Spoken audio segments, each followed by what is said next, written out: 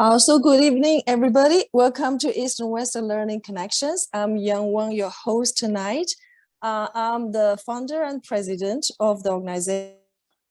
We organize workshops, lectures, dialogues, and field trips to help people of different heritages learn from each other, break cultural barriers, and get connected. Tonight, we are very much honored to be joined by a successful entrepreneur and business mentor, Mr. Martin Copeland. In this dialogue for April, Martin is the managing director of Content Management Corporation with offices in North America, the US, Canada, and the company was acquired by Multiview in 2011, and Martin remained for a couple of years as the senior vice president of the company, a B2B marketing company with almost 700 employees in North America and annual sales of over $100 million. Because of his excellent entrepreneurship, Martin was honored with the John Greener Award in 1992 for the Canadian Society of Association Executives and National Business Members. And he worked on the board for Tourism Canada. And he is the past for association, research, and education, and he is also the past president of the International Society of Communication Specialists. Martin is also a very active community volunteer. He is the captain and instructor for Trailblazers Tandem Cycling Club for the blind people, where Martin and I met, and he is also an instructor for Toronto Ski Hawks, where I'm a member too. He helps take the blind people downhill skiing. Very cool. And I believe Martin will agree with me. Most importantly, Martin is a proud father of 3 successful grown-up children and a grandfather of 2 adorable little ones, a toddler and a newborn baby. So welcome, Martin. Thank you so much for coming to share your fabulous stories and insight. Young, thank you very, very much for that very kind introduction. As I was listening to it, I kept thinking, wow, I wonder who that person is. Sure doesn't sound like me, but thank you. It's I really do appreciate those kind words. And I will say that I am overly impressed with Young and her ability to have created East West. And I think she's done an outstanding job in all aspects of her life, both personally and professionally. And I'm very proud to call her a good friend. Having said that, this evening's session, we're going to dive into a little bit of my background and my story, and then get into some of the ingredients on how do you build a business? What are the most important ingredients, in particular the keys to success? And then I'm going to talk to you a little bit about the strategies for success. It's a little bit different than the keys to success. Then we'll go into, if we have time, my favorite topic, which is the psychology of why people buy, and tips on how to predict what I refer to as irrational buying, because nobody buys rationally. No one buys anything that's rational. They tend to buy things more than what they need. And the question is as entrepreneurs, how do we predict that and use that to our advantage? The 4th topic would be how do we use technology to sell a product or service if we get there tonight. If not, I've told Young that subject to people wanting further information, I'd be happy to potentially hop on another seminar and do that for you. And finally, also a really fun topic for me, which we probably won't get to tonight, is the actual selling of a product or service. How do you do it? What are the best practices for selling a product or service? And again, we likely won't get there, but we'll see if we can try. So let me start off at the beginning and tell you a little bit about my background, because I think as entrepreneurs, and hopefully that's the reason you've joined this session tonight, we all come into entrepreneurship from different angles. Some of us have taken extensive education, and we're using that education towards creating a business. Others have minimal education, but have a life experience and a particular expertise or knowledge of a product or service that they want to go into. So let me tell you what happened with me and where I began. Back in 1975, my life was fairly normal. I was brought up in an average class family in Canada, in Toronto, with incredibly great parents. I come from a background of 3 boys. I was the youngest of 3 boys. And I was in first year university, doing pretty well. I was taking math and accounting and sort of headed towards, I thought was maybe a career in accounting, when all of a sudden our family got struck with the fact that my oldest brother, his name was Martin Copeland, unfortunately and tragically was diagnosed with cancer. And on the evening of my 19th birthday, which was February 26th, back in 1975, on the evening of my birthday, my brother actually passed away from cancer. So it was pretty traumatic for our family, and I was in first year university. And from that point forward, there's little that I remember for the next couple of months. I was pretty much out of it. I couldn't concentrate on my studies. I think the university was very gracious in allowing me to pass my first year. I don't even remember writing the final exams. But when I reached the end of that year, my father had noticed that I was really longing to be an entrepreneur, that my heart and soul was not into accounting or math. And I just really wanted to be in the business. I had a burning desire to go into business. And I think this was changed due to the fact of my brother's death. It just made me a little bit more anxious. And I wanted to get out there and make a mark and make my name. So my father was a chemical engineer. He was invited to speak at a conference in Chicago. He went there, he spoke, and he came back and knocked on my door and said, Martin, I have something you might be interested in. And I said, that's great. And he handed me back then, if any of you remember, he handed me an audio cassette tape back then. And he said, this was the speech that I did in Chicago. The company down there recorded it, and they were selling it back to people who wanted to listen to the speech again, or to the other members who couldn't attend the conference but might want to get a copy on audio cassette.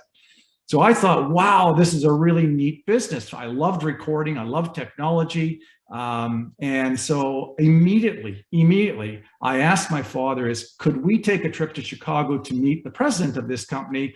Because I have an interest in either working for them or maybe even something more bold than that. So we went to visit a guy by the name of Lee Slayback in 1975 in Chicago. And I started my own business, which is a franchise of then called Audio Archives in Toronto. A week later, I spent 3 days. I didn't sleep. I don't even remember eating, but I spent 3 solid days with the guy, from literally 6 o'clock in the morning till probably 2 in the morning, 3 days straight, learning the business. I was soaking up everything I possibly could from this individual. And eventually what happened was he was so overwhelmed with my excitement that he said, look, why don't you take a franchise? You can handle Canada. I have no interest in going to Canada. We'll just handle the United States. And we worked out a royalty situation where I paid him a nickel a tape back then. Now that would probably be the equivalent of $1 a tape today, but back then it was a nickel a tape for every tape that I sold. That went on for 10 years, and I'll shorten the rest of the story a little bit. It's quite lengthy, but I'll shorten it, abbreviate it for you. About 10 years after that, Lee decided to leave the business. He got a fabulous offer, and he went on to become a marketing manager for the largest gaming company in the United States, and basically said to me that I could have Audio Archives in the US if I wanted it, free of charge. Didn't want to even take a penny from me.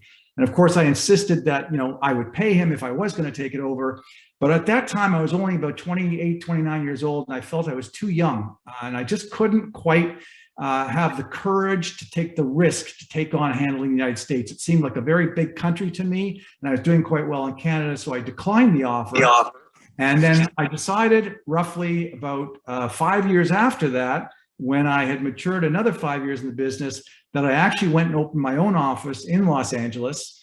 We went into business there. A year later, I opened an office in Washington, and our business began to grow in the United States to such a degree that over 80% of my business became US based and only less than 20% became Canadian. In 1995, I ran into an individual who at that time was a threat to me. At least I thought he was a threat. He had gone very quickly into the same business, only he went to the digital side of it, and I was still in the analog side of it. And so I was very threatened by him, and I thought that he might knock me out of business. But rather than make him an enemy, I made him a friend. And I said, look, you're a competitor. I have a lot of experience, which you don't, but you have a greater product that has all the digital background. You're doing things on CD and CD-ROM and DVD, and I'm still doing audio cassettes. So we formed a partnership called Content Management Corporation. And he agreed that he would pay me out for my analog side of the business over a period of 7.5 years. And we would combine the two companies together and go forward. And that takes us to 2011, where we were offered 3 letters of intent. One of them coming from a company called Multiview, who was owned at that time by Warburg Pincus. Warburg Pincus is probably one of the largest, if not the largest, private equity company out of New York. And they bought our company in 2011, kept us on for another 2 years. And at that point, I retired. Since retiring, which is 2013, I've mentored over, I guess it's 22 companies right now, and helped them go, some of them from 0 revenue to millions of dollars in revenue. And I continue to mentor and support many of these companies. So that's my background. And now what I'd like to do is share with you over those 38 rough years and another 7 or 8 years of sort of semi-retirement, the experiences that I had, how we got there, the types of things that I think you as individuals will need to be successful. And I'll begin that part of the presentation. I want to make the presentation as interactive as possible. I want you guys to jump in where you feel you want to ask questions. And if you want to jump in, feel free to just unmute yourselves, ask the question, and then you can mute yourselves again, and I'll try and provide the answer or the direction that you would like me to take you in, and we'll go from there. So just before I begin the first part, which is the keys to success, are there any questions about my background, or is there anything that you would like to ask at this point in terms of the direction or the contents that I'm going to deliver to you of this presentation? Anyone would like to ask a question at this point? Martin, maybe we can ask people either to mute themselves or to raise hand. That way, then you can, say their name. So Sure. People can take turns to ask questions. So are you waiting for some questions based on what you just told us? No, I'm fine. If there are none, I can proceed. If there are any questions on what I've just told you, feel free. Oh, there is one from Siping. Please go ahead. Yeah, because I heard your story. You started the business in your early age, right? Correct. But right now, for me, I'm in my middle age. Right. I got so much more worries. I have to take care of the family and the kids and my parents. So I always feel like too stressful or not ready to start new things. So I want to hear some advice from you about that. Absolutely, and I'd be very happy to answer that. And in fact, it's really the first part of what I'm going to talk about tonight is the keys to success. And the first very comment, my first sentence that I was going to deliver tonight, and I think it's so apropos to what you've just asked, is the following quote: "If it was easy, everybody would be doing it." It's not.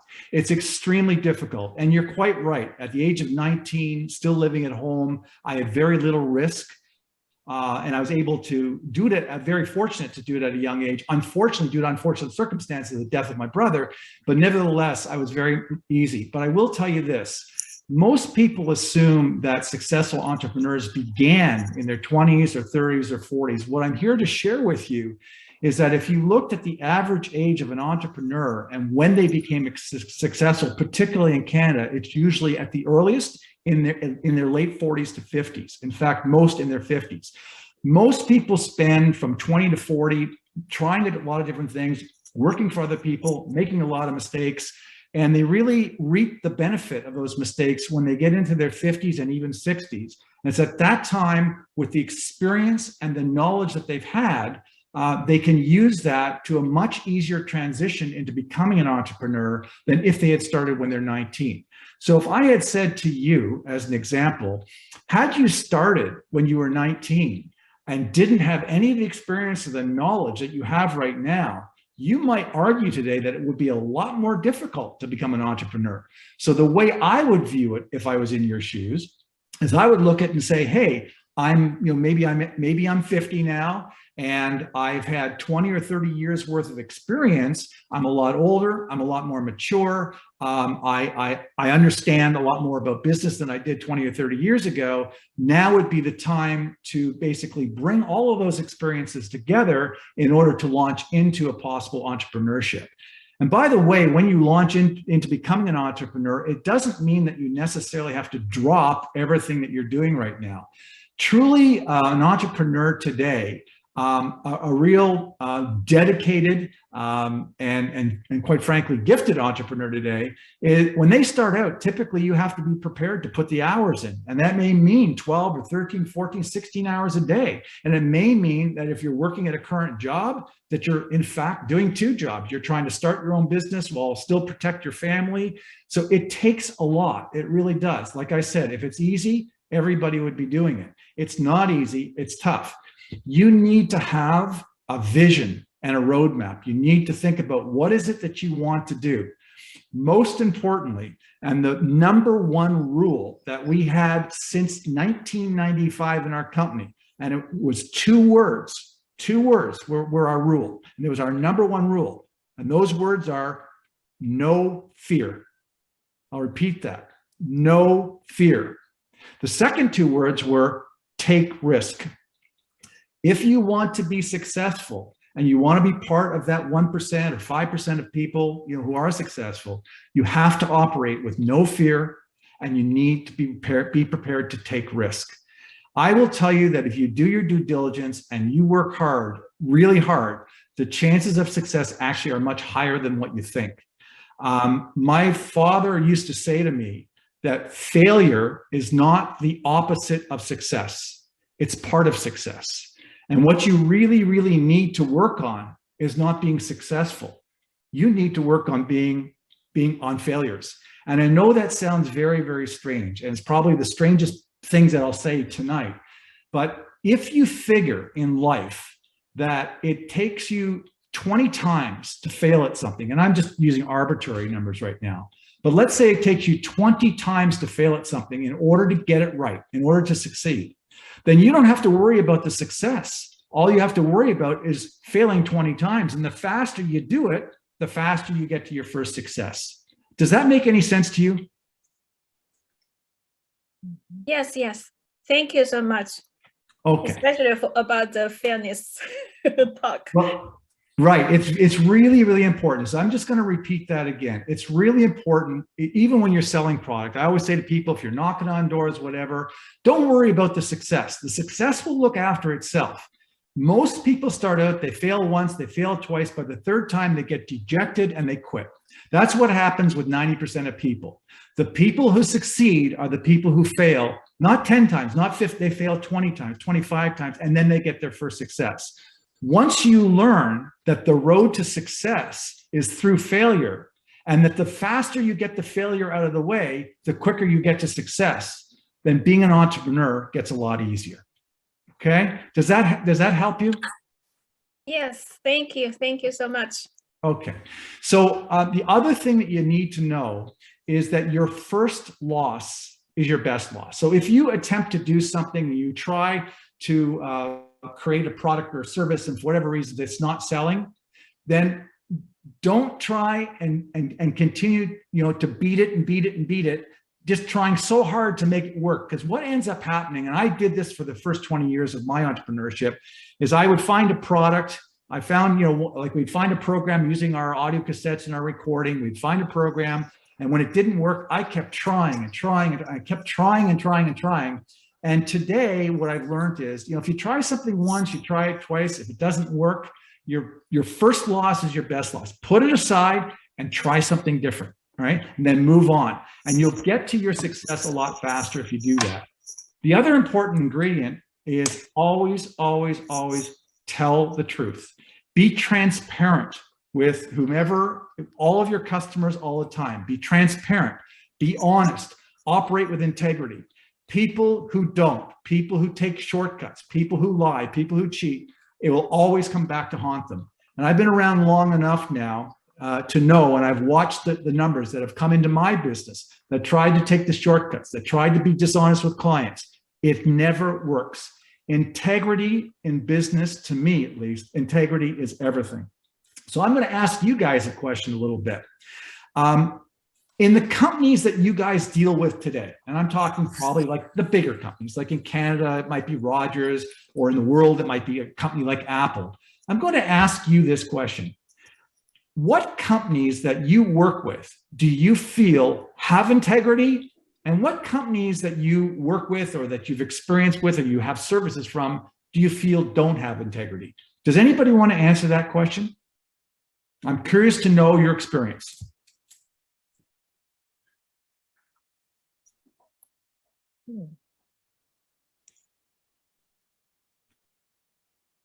Well, generally speaking, I don't encounter too much dishonest business people. Oh, Zara raised her hand. Okay. Yes. Zara, all right, well, go ahead. Okay. All right. So what I'm trying to say to you is that realistically is, if you look at the companies that you're dealing with today, one of the things that you can do is use them as an example. And if you really like, as an example, if you really like Apple as a company and you feel that they're honest, they operate with integrity, look what they do, watch what they do, look at their website, watch how they offer their products, watch how they treat their customers, and you try and emulate exactly what they do. So if you look at enough good companies, right? If you look at just one company, they call that plagiarism. But if you look at a bunch of companies, they call that research, right? So you look at a whole host of companies, look at what they do, look at how they operate, look at how they treat their customers, look at the customer service, look at how they offer their product bundles, et cetera, et cetera. And I've done this all my life, so much so that this is why I'm delivering the presentation today. So, all right, so to start at the very beginning, in terms of creating potentially your own business, what you need to do at the very start, and this is very, very important, is you need to create a mission statement and a vision statement. And what is a mission statement and a vision statement? So a mission statement defines the company's business. It defines its objectives, its approach to reach those objectives. A vision statement describes the desired future position of the company. It's what it's going to be in the future. Then what you do is you take elements of the mission and the vision statements and you put them together to create a statement about the company's purposes, the goals, the values, the objectives, and the benefits. And in creating a mission and vision statement, what you can do is you can go to many different websites, look at other companies that you really respect. Again, if it's Apple or if it's Tesla or whoever it might be, you go to those companies and you say, well, what is their mission statement? What is their vision statement? This really, really helps you focus. So as an example, if you're not starting your business when you're 19, but you're starting them when in your 50s, when you've got three children running around, you really want to make sure that you clearly define your vision and define your mission. And remember, the mission statement is, why are you doing this? Like, why are you doing this? That's really the question you're asking. Whereas the vision statement really is about, where do you want to be in 5 years from now? Okay. So once you answer, why are you doing this? And once you answer, where do you want to be in 5 years? You now are beginning to build a roadmap to get there. Once you have that in place, from there, you can create what we call an organization chart. Then you have to decide okay, in order to do there, how am I going to get there? I have to hire people. Right now, I'm the chief executive officer, I'm the chief operating officer, et cetera, et cetera. But eventually what you'll do is you'll build an organization chart. Even if you can't afford to hire these people now, it's good to know what you feel you'll need in the future in order to run your company. Typically, the hierarchy of company is a CEO who stands sort of at the top and is called the director of the company. And then underneath that, you have what's called a C-suite of people, a C-suite of people. So you might have a chief technology officer, a chief operating officer, a chief marketing officer. And then underneath that is the balance of the hierarchy, which are people who will work underneath that, a senior vice president of marketing, sales, et cetera, et cetera. So you create an organization chart. By the way, one of the best ways to do this, and I'd invite you to just go to Google and type in the words mind map, okay? Mind map, just like your mind, M-I-N-D, mind map. Mind mapping is a very, very different way of thinking. So when you get stuck with trying to think about how am I going to do this, the problem that we've all been taught is to think in a very linear way. We're always taught to put something at the top of the page, something in the middle of the page, and something at the bottom. In other words, you know, what are we going to do? How are we going to do it? And then tell them how you did it, right? So that's the way we're taught. And unfortunately, linear thinking takes away from creativity. What a mind map allows you to do is to draw a circle in the middle, and you put your product in the middle. And then you make little stems or little lines to other circles. And this allows you at any time in the middle of the night, you pick up that piece of paper or it's on your computer to put another circle in. It doesn't have to be up and down. You can put those circles in wherever you want. So it allows you to slot in all these ideas and formulate these circles and connect them together just like you do in your mind. So look up mind mapping. It's a great way of creating these mission statements, vision statements, and of planning your future. By the way, not only professionally, but personally as well, okay? Some of the lessons that I learned when I was getting started in my business, where I ran into a buddy of mine who wrote a couple of books. One of them, I think he entitled, was called Differentiate or Die. And what he means by that is that you've got to think about, when you're creating a product or a service, what is it that's going to make your product or service something that's different from everything that's out there? Is it just something that nobody else is doing and it's so revolutionary that that no one's doing it? Or is it a competitive product? Maybe you're opening a hair salon, which there's one in every plaza. And the question is, what's gonna make you different than every other hair salon? And you've got to think about what you're going to do to differentiate your shop or your product or your service from everybody else. The other thing that you need to think about in terms of differentiating are three aspects, and that's price, quality, and service. Now, my friends used to joke with me and say, okay, we're going to launch a new product or new service, whatever. We need to start thinking about price, quality, and service. Pick any two of the three, because you can never have all three. Usually, if you're going for a very, very low price, it's very difficult to provide a very high quality. If you're going for a lot of service, the price also has to be high. So it's very hard to have, a very good price, very good quality, and very good service. If you can achieve that, you've achieved something that very few can. But typically you need to think about price, quality, service. Is what you're doing trying to provide something that's very low price and very economical for people, and you're working on quantities, on volumes? Or are you working on something that you want to make a very significant margin on, so that you're working more on a very high price with high quality, and maybe you can't deliver quite on the service?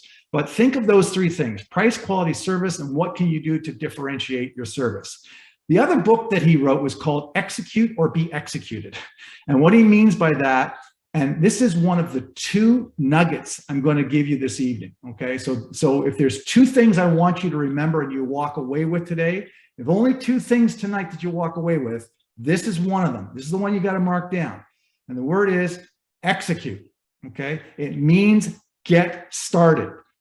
Not tomorrow, not in 2 weeks from now. When we get off this call tonight, you sit down, you look up mind map, see what it looks like, and you start to make your mind map. There are no tomorrows in business. There are only todays. So you really need to be motivated enough after this conversation we have tonight to sit down and say, I'm not waiting anymore. I'm going to execute. What I will share with you is that every time you think you have a great idea and that you're the only one in the world that has that idea, rest assured there are 100 or probably thousands of people that are sitting at the very same moment with the same idea, thinking exactly like you. Here's the difference. Of those 1,000 people or 100 people that are sitting out there, I can guarantee you one thing: only one or two of them are going to execute. How many times have you heard your friend say to you, oh, I thought of that idea. I thought of that electric car. I should have done it. How many times have you heard people say that? Well, too many times. And those are people who are thinkers, creators, but not execute, okay? So you need to execute on whatever it is you're going to do. Execution is the key to everything. and very, very few people execute, okay? If you're going to choose a product or service, I highly recommend this, and it took me close to 33 years of my 38 years worth of business to figure this one out. Focus on one thing and be the best at it, okay? I'm gonna repeat that. Focus on one thing and be the best at it. Do not try and be everything to everybody. You need to learn how to say no. And that took me 33 years to be able to just say, no, I'm not going to do this. No to a customer when they ask, you know, in the beginning days, when people came to me and I was, you know, in the business of recording conferences and selling audio seminars on tape, eventually that led to online or full learning management system, and we sold our company. But in the very, very beginning of all of this, if somebody had come to me and said, oh, Martin, you know, do you sell garden hoses? Well, I do now, right? Because what happens is anytime there's an opportunity as an entrepreneur to sell something, even though you have never sold it before and have nothing to do it, you say yes to everything. And what happens is you defocus from what you do well, and you end up just selling you know, too many things to too many people, and you end up actually doing it quite poorly. So what you want to do is do not try and be everything to everybody, and learn how to say no. Learn how to say no to yourself and learn how to say no to other people. If you look at the largest companies in the world, so here's a question I'm going to ask, which I would like somebody to take an answer at. How many products do you think Apple has? I want someone to try and answer this. How many products does Apple have? Anybody want to hazard a guess? No one's talkative tonight? All right, let me answer the question. All right, some people might say that, you know, Apple will have, you know, I've heard different answers. Some people will say 4 or 5, some people will say 10, 15. The reality is, to me, they really have in effect about 2 or 3 products. If you looked at their annual sales, you'll recognize that first and foremost, they generally have an iPhone, they have an iPad, and they have a Mac, a computer. They have a bunch of accessory products as well. To me, when I look at an iPad, I look at it in the same family and almost the same product as an iPhone, because an iPad still operates off the iOS system. It's just a large phone. So I look at the iPad and the iPhone as kind of being one product and their computer being another. If I were to tell you that combined, the iPhone and the iPad, just those 2 products, represent over 80% of the products that Apple sells, over 80%. Then you've got another 10% on their, 10 or 15% on their computers, and then another 10% roughly of their accessory products. So think about it. The largest company, one of the largest companies in the world, certainly in the top 3, has really effectively one product, really effectively one product. They have an iPhone and an iPad, which I call a big iPhone. It represents 80% of their sales. So this is where the idea of the 80-20 rule comes in. Again, 80% of their revenue comes from 20% of their products, right? So when you look at it, how can a company grow with 2 products to be as large as they are? Well, they grow because they focus very heavily on just being the very, very best at what they do with that 1 or 2 products. It's the same thing with Tesla. Tesla comes along and they have wiped out, not quite, but they're looking like they're going to wipe out the automobile industry. How do they do that? How do they become the most valuable company in the world? Because basically they have one product. Yeah, they have 4 models now, but it's a car, right? They really have 4 models. Yeah, they also have the roof tiles that they sell, but it represents a very, very small amount of their company. Primarily, they are an automobile car company. They call themselves an energy company, okay, or a software company, but primarily they have a car. They have 4 versions of it. They're the largest company in the world right now, the most valued company in the world. That's because they decided to take a concept, right, to revolutionize it, to say, no, turbine engines, no more. We're going to turn it to electric, and we're going to focus on just being the best electric car company with the best features, the best self-driving that we can possibly do. And they focus just on that, and look at the size they've become. So I would encourage you, if you're trying to do something today, please don't open a store with 400 products. Please don't try and sell too many things. Take one thing and do it really, really well. So let me pause here again for a moment. Are there any questions up to this point? You either put your hand up or just unmute yourself and talk. Okay, Zira? Yes. Oh, yeah, Zira. You have to unmute. Yeah. Zira just shared her experience with Bell and Fido in the chat room. Yeah. Oh, I see. I was happy with Bill. Oh, she was talking about before, but because yeah. So she, okay. Yeah. Payne raised her hand. Payne, go ahead. I ask a question about retired person want to do something, but can't do very tired. What about you suggest for the retired people? If they have experience about law and maybe want to go to college to study, or maybe want to do something. I'm not sure. So I want to listen to your you suggest about retired people.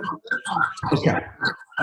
That's a great question, and it's one that I can probably answer because I've been retired now for, I guess it's going to be almost 10 years, and I'll tell you what I did, okay? As a retired person and as an entrepreneur prior to retirement, what I did was made a conscious decision that I did not want to be anything less than busy. And I will tell you that there's a number of books written on this, but people who have led a very, very active life up to age 60 or 65 and been very engaged both with their community, been engaged in business, whether they work for somebody or whether they are an entrepreneur, if they all of a sudden stop doing everything right away, there's a really, really good chance, over 50%, they won't survive a year. They'll be dead. And there, Peter, I'm just trying to remember, I think it was Peter Hansen wrote a really good book on this. Yeah, so that's not a pleasant thought, right? So the idea is that if you're going to retire and if you've had experience with law, the idea that I would say is stay active. And what are the things that you can do? Number one, you can get involved with your community. It depends on, I'm going to ask you back a question. Is if you did want to spend time, would you want to make an income from it, or is money not at this point important to you? I don't want to make money. I just want to do something meaningful for me, and I want to too tired. Okay. Just to do something meaningful. Okay, so let me help you with that, because that's an easy answer. So what I did was I wanted to, exactly like you, I wanted to do something meaningful. So what I did is almost the day I retired, as Young mentioned earlier, I got involved in helping people who were visually impaired, and I was a skier, so I decided to sign up, and I took them downhill skiing. I volunteered to do that. I enjoyed it so much, got so much out of it, that in the summertime, I decided to take the same group of people, although there were different members, but the same type of people, I decided to take them cycling on tandem bikes in the summertime. That's how Young and I met, right? So the other things that I do, and I would encourage you to do, is to volunteer wherever you can, depending on what your interests are. As an example, I think you mentioned law. What you might want to do is to volunteer and speak to maybe a legal firm that's local to you, and just say to them, look, I don't want any money out of this, but if anybody wants advice on law— Why keep so long? Sorry? If anybody wants advice, on law or whatever, I'd be willing to be a volunteer, that you could take my number and have them call me, and you spend an hour or two a day giving people advice on law.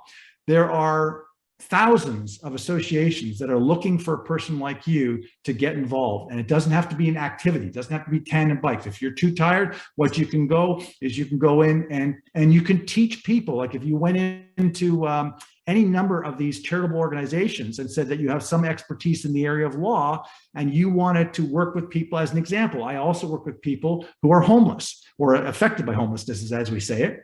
And I work with people and teach entrepreneurship to people affected by homelessness and teach them how to get out of homelessness, teach them how to go to work for a company, teach them how to sell. So you could go in and teach, people who are affected by homelessness and volunteer and teach them things about law. So use whatever expertise you have, go to a nonprofit organization, tell them that you want to volunteer and that you want to provide your expertise to its members. Sometimes those people are visually impaired. Sometimes there's mental health issues. Sometimes there's some other type of impairment. Sometimes there's no impairment. Sometimes it's people who just need the help because financially they need the help. They need to find a job and they need to know about the law. These are the kinds of things that you can do as a retired person. Does that help at all? Yeah, thank you for. Yeah. And Martin, yeah, thank you. I have a question. Yes, you talked about you keep trying, not be afraid of failures, because that's the road to success. Right. But you also talked about if you try one thing or another, if it's not, it's not so good, then you switch to another maybe right. product. So right. so how, like sometimes when you're trying and you have failure, how would you decide you're gonna stick to it or you want to change? I think it has to do with the number of failures that you have. And what I would be highly recommending that if you try to do something and you try it once, maybe try it twice, and clearly it's not succeeding, and you recognize that it's just not something that your heart and soul is in, at that point you have to make a decision. Is it a product that you can be successful at? So it's a very tough choice, very tough balancing act, because I said you got to fail 20 times to be successful once, right? By the same token, I'm saying if you fail once or twice, move on to the next product. So what the deciding factor is for you is it's how you fail. Is that if you go into something and you're trying to sell something and you realize that it's not about the product so much, it's just that there's no need for the product. There's no market for the product. You thought there was a market, but it's absolutely proving itself out that there's just no market whatsoever. As opposed to, let's say you opened, again, I'll use the example of a hair salon, and you go in and you open it up and you realize, gee, I only had one customer this week. I only had two customers this week. I cut this person's hair the wrong way. They're not going to come back. But you realize you have an expertise in that and you have a love and a passion for it. You keep trying at it until you get your first success. And then you fail another 20 times until you get your next success. And then you realize, you know what, I'm not going to cut someone's hair like that anymore because it's the wrong style for today. So I know not to cut that person's hair like that anymore. So it's a balancing act between the two things. It's always worth it to try something new. But if it's a pure failure where you realize there's no chance of success, that's the time to switch gears. But if you realize that the failure is only because you did something wrong, but that the product should succeed, then you keep at it until you get your first success and then repeat the failures again until you get your second success. Does that make sense? Yes. Do you have an example from your own experience?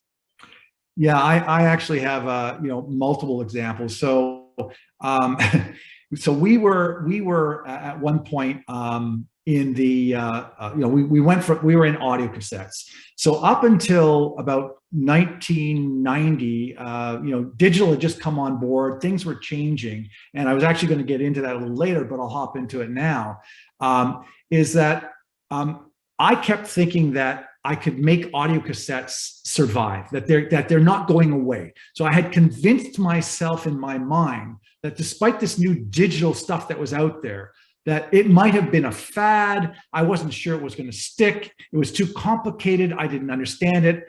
I didn't want things to change, right? And so one of the things about being successful is adapting to change. And the hardest thing for people, the very hardest thing for people, is managing change. No one likes change, right? And if you're going to be a successful entrepreneur, which again was sort of part of the presentation later on, is you have to adapt to change. So my failure, big failure in 1990 was I did not adapt to change. I just wanted the world to stay exactly the way it was. I didn't want the digital technology. I wanted everything to stay on audio cassette. And unfortunately, I kept going and going and going.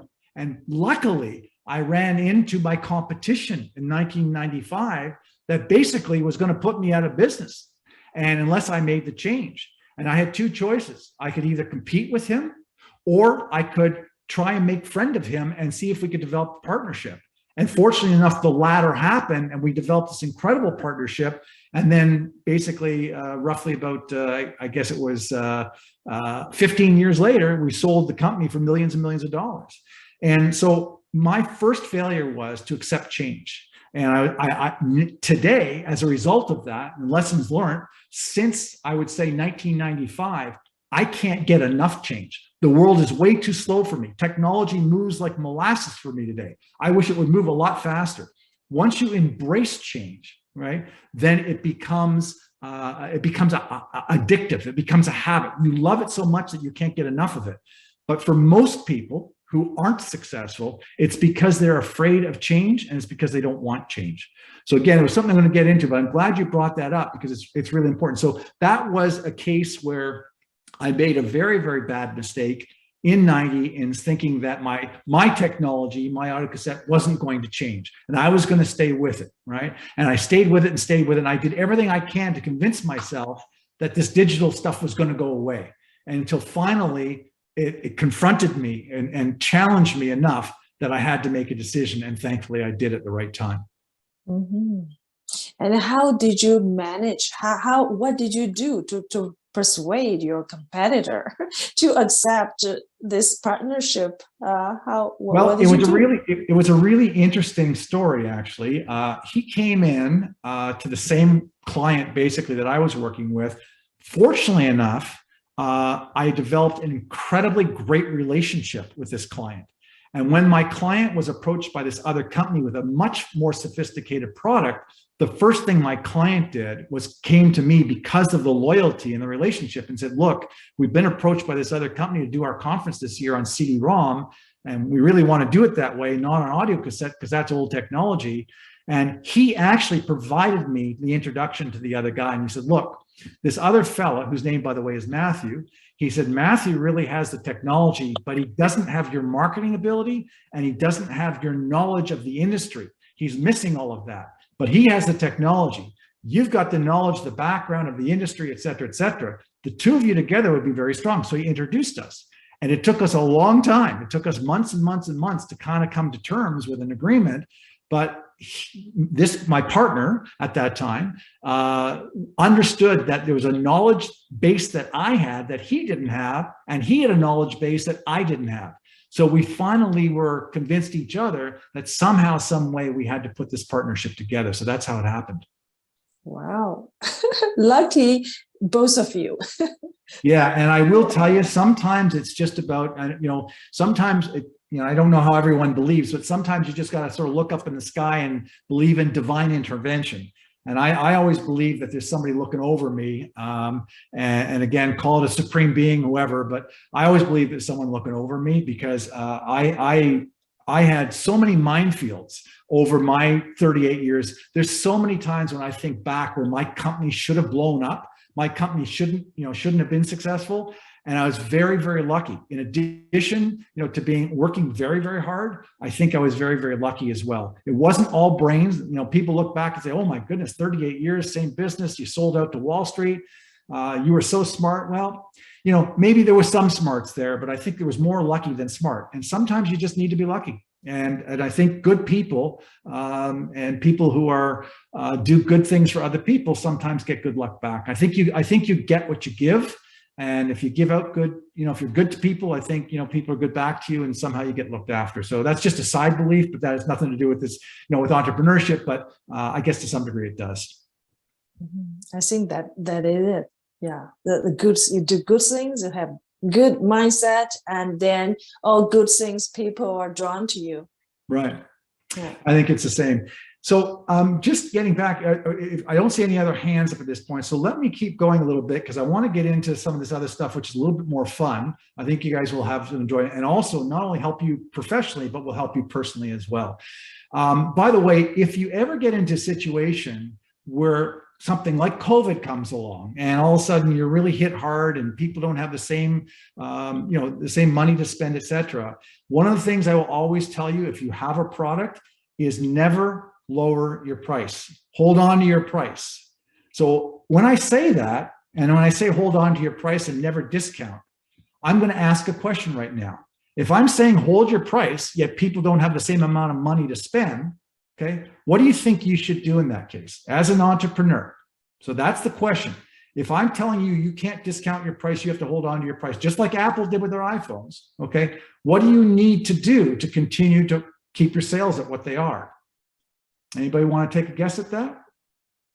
Maybe you can set up a payment plan. Excellent suggestion. What else? Yeah. I think we can do some like a non-profit organization donation, so that more people will know you, even you are like that the meanwhile you are doing like a donation, right?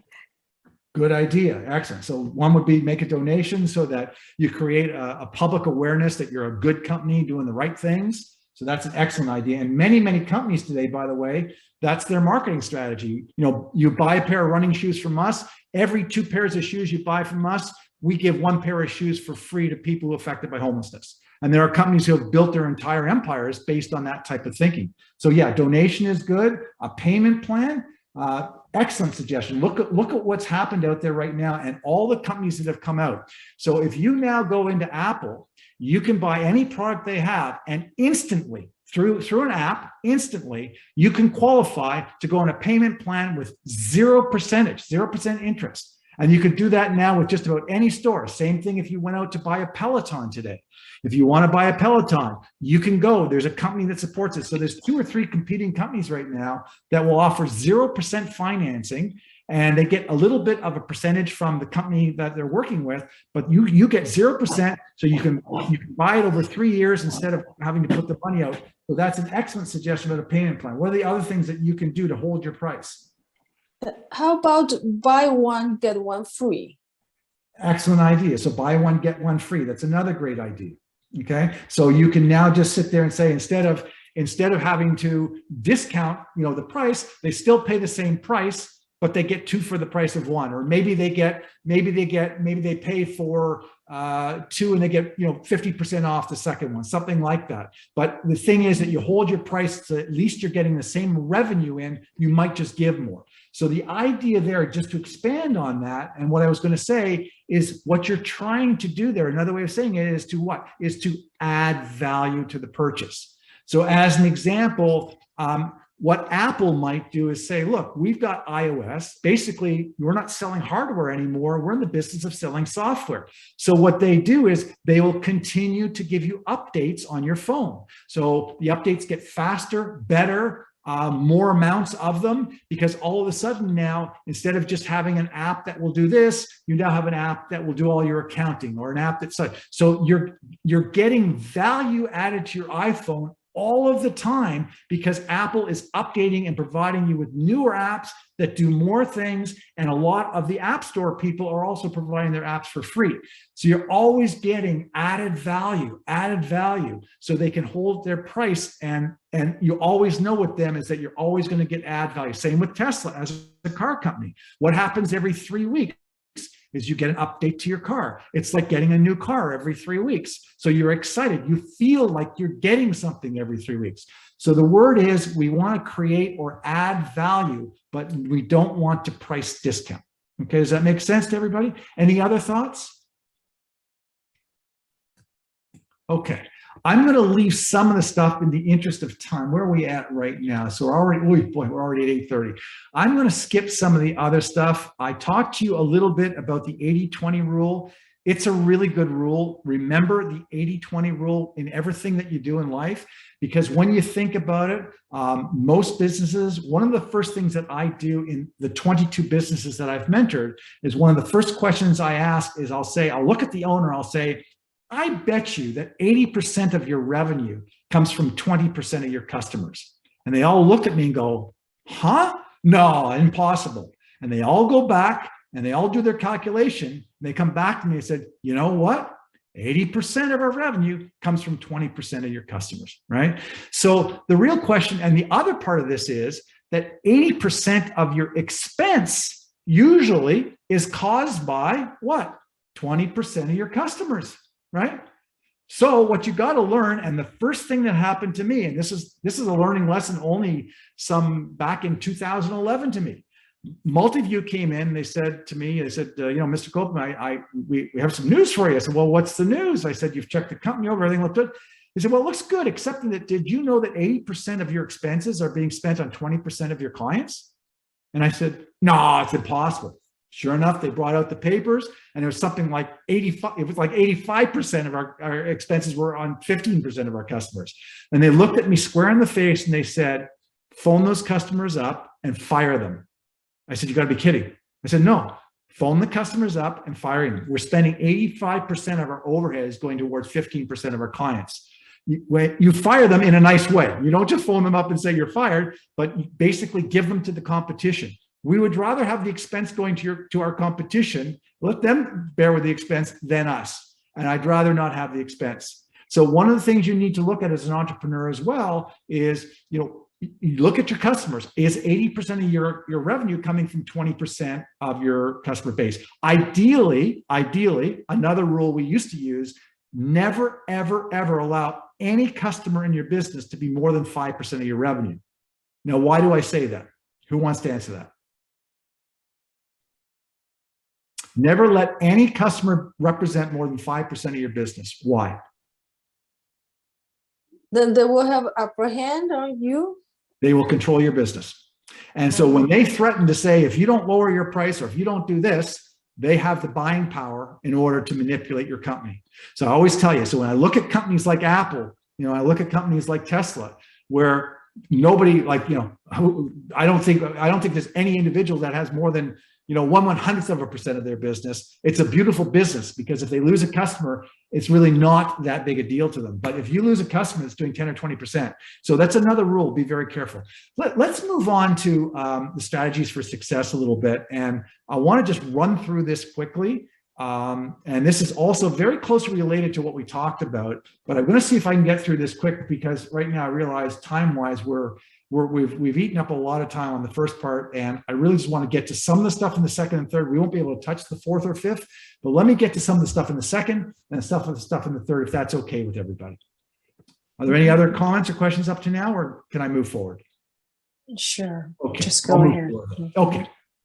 So let me also tell you, in building your company, let's talk about strategies. Strategies are as follows.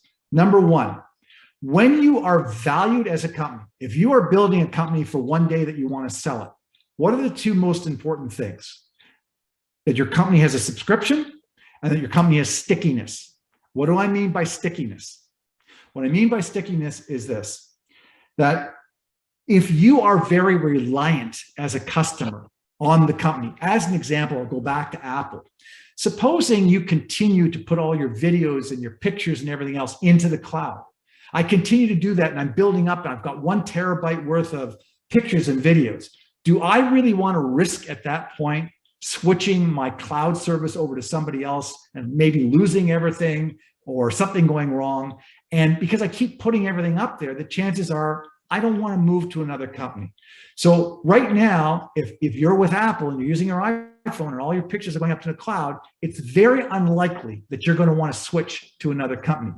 In the old days, before it became illegal, the cellular carriers used to be able to own your number. You remember those days where, I don't know if any of you do, but where Rogers, as an example, if you switched companies, you had to switch your phone number. That's called stickiness, until the government came along and said, no, you can't do that anymore. It's unfair. It's unfair to your customers because they are stuck with you. You can have them do anything because they don't want to lose their numbers. Imagine having to give up your numbers and all your friends and business associates have to find a new number. So that was real stickiness, so much so that the government made it illegal. So what you want to look for as a company is stickiness, right? That makes your company very valuable. In addition to that, you have to strive towards providing a product or service that requires a subscription, okay? Look at all the companies that are out there right now, Netflix, Tesla, okay, which now, because it's really a software company, even though it's a car company, you have to subscribe in order to have your internet in the car. You look at Apple, you have to subscribe. Apple got really smart and they bundled the whole 6 services together called Apple One together. You have your whole subscription with them as well. So when you are having a company and you have Wall Street looking at your company, one of the first questions they're going to ask is, how do we know that your customer is going to be around in a year or 2 from now? And the fastest and easiest 2 answers are, we have stickiness because we are right now, we hold all of their content in the cloud. For them to switch, it's a big, big deal. So we have everything here. Plus they're used to using the iOS system and our phone. So we have stickiness with our clients. It's very unlikely that they're going to change over to an Android at this point because of that. Second thing is, we're on a subscription. Right now, they have their music with us. They have their fitness with us. They have their storage with us, et cetera, et cetera, et cetera. So because we have a subscription, as you know, most people procrastinate. They always forget to cancel subscription. Cancellations of subscriptions are actually very rare. Normally, when someone subscribes, it takes a lot for them to cancel. That's the reason, why you have companies like Netflix and Disney and all of those companies are going for the idea of subscription. So when you're looking at providing a product or service or building a company, you always want to look for what can you do to create something that requires a subscription, and how can you get your client locked into you in a way in which it's going to be very difficult for them to go anywhere else. Any questions on that at all? Well, I find that if I join a company, if they ask me, I have to subscribe and also will be automatically renewal. Sometimes I have to think twice because I will asking, is it worth it to go with that? Like QuickBook, you have online. One, you have the one that you can buy, just desktop. Right. If you go to subscription, and then if you want to stop it, like all your information, basically it's really hard to retrieve. I don't know, like sometimes I find so hard to deal with this situation. And right now, I really don't want those especially when they say that auto renew. Right. In business, we call that an evergreen. It is an auto renew, but that's called an evergreen clause. And that means that a subscription will auto renew. Yes. Yeah, and you're 100% right. Yeah, you're 100% right about all this because, but let's go back to the beginning of the presentation tonight. What did I say to you was probably one of those key ingredients of your company is integrity, right? You'd have a lot easier time having a subscription with Apple than you might be with ABC company that you don't know, right? So if you build brand and you build integrity and you build trust with your clients, it's much easier to get a subscription. Does that make sense? That's right. So that's the whole point, is that you have to build your company up with integrity, honesty, and transparency that people trust you. And if they trust you, they don't feel like I'm sure that you're not worried about if I have a subscription with Apple and want to cancel it. I think you and I both would sit here and say, they'll probably make it pretty easy to do because they're a company with integrity and honesty, and they'll probably make it relatively easy for you. You're not worried about canceling with Apple, but you might be with a company that you don't know. So that's a question of building brand. Okay, well, we're on the subject of brand. Let me talk to you a little bit about branding. I'm realizing now we're not even going to get through a quarter of this presentation, but anyways, let's talk a little bit about branding when you're branding your company, okay? When it comes to branding, this is really, really important. When it comes to branding, branding is about creating a product that people don't have to think about. They know your brand, but they don't have to think about, what is it, where is it, when's it going to happen? As an example, if I was running a company, if I was going to sell a course on entrepreneurship, and I was going to sell the course and I was going to have it, once a month for 6 months, okay? I could either send you a bunch of dates that are arbitrary. You know, we're going to have the first one's on a Friday at 6 o'clock. The second one is 3 weeks later on a Wednesday at 2. The third one. So I could send you all my dates for my entrepreneurship seminar, which by the way, I don't have and I won't have. But having said that, the better way to do it is the way to brand, as an example, is when you do courseware, is to make sure that it's always on the same day at the same time with a really neat acronym. Okay. And you want to create urgency by using time to sign up. You want to limit the supply, so you create more demand than there is supply. You want to create early bird pricing, and you want to sell out and say, you know, this is enough people. Because this is all on the basis of the philosophy called denial. Everybody wants what they can't have. Everybody wants, just tell somebody they can't have it, they want it 10 times as much. So if I was setting up like a courseware on entrepreneurship 6 times, here's what I would do is I would say it's going to be webinars on Wednesday at 7 p.m. So it's every 3rd Wednesday of the month at 7 p.m. This way, as a client of mine, you don't even have to mark it into your calendar anymore. I'm going to have it in your head, ingrained in your head, that the 3rd Wednesday of every month at 7 o'clock, there's going to be a seminar. You don't have to look at your calendar. You don't have to look at your iPhone. You don't have to look at your Samsung. It's the 3rd Wednesday of every month at 7 p.m. That's branding and marketing, okay? And I might call it WW7, you know, Wednesday webinars at 7, something like that. So just remember, Wednesday webinars at 7, WW7.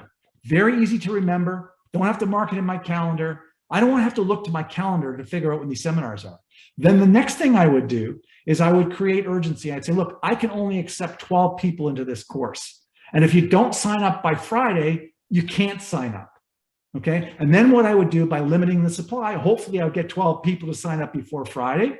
And I'd also create an early bird price and say, then by the way, if you sign up by tomorrow, you'll save 20%. And then what I would be sure to do is on the Thursday before the Friday, assuming that I've sold out, is I would still have my marketing piece up there with a big sold out sign over it, right? I want everyone to see that it's sold out now. You can't buy it anymore. You'll have to wait for the next, you know, the next series in another 6 months from now. And so everybody's anticipating 6 months from now, boy, I want to get into that. I don't want to get locked out again. So branding is very important. The use of same day, same time, a nice acronym like a WW7, create urgency by using, you know, time limits, create more, you know, make sure you have more demand than supply, use early bird pricing, and make sure you sell out, and make sure you show the world that you sold out. Okay. Anybody want to add anything to that? Okay, let me try again. I'm going to rush through this a little bit, but ways in which, you know, different strategies you can do to build your business. I'm going to just list them and then I'll try to go through them as best I can. One of the ways that you can find success, a very quick way of finding success, is through acquisition. Another way is through geographic expansion. So if you're only selling your product, let's say in Singapore, and you want to sell it in the United States, okay? So you look at geographic expansion.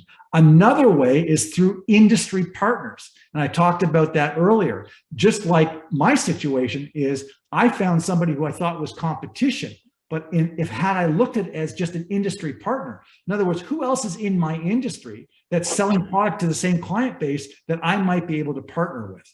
The other thing is to create what I call an automobile mall. Okay. And again, I better explain this.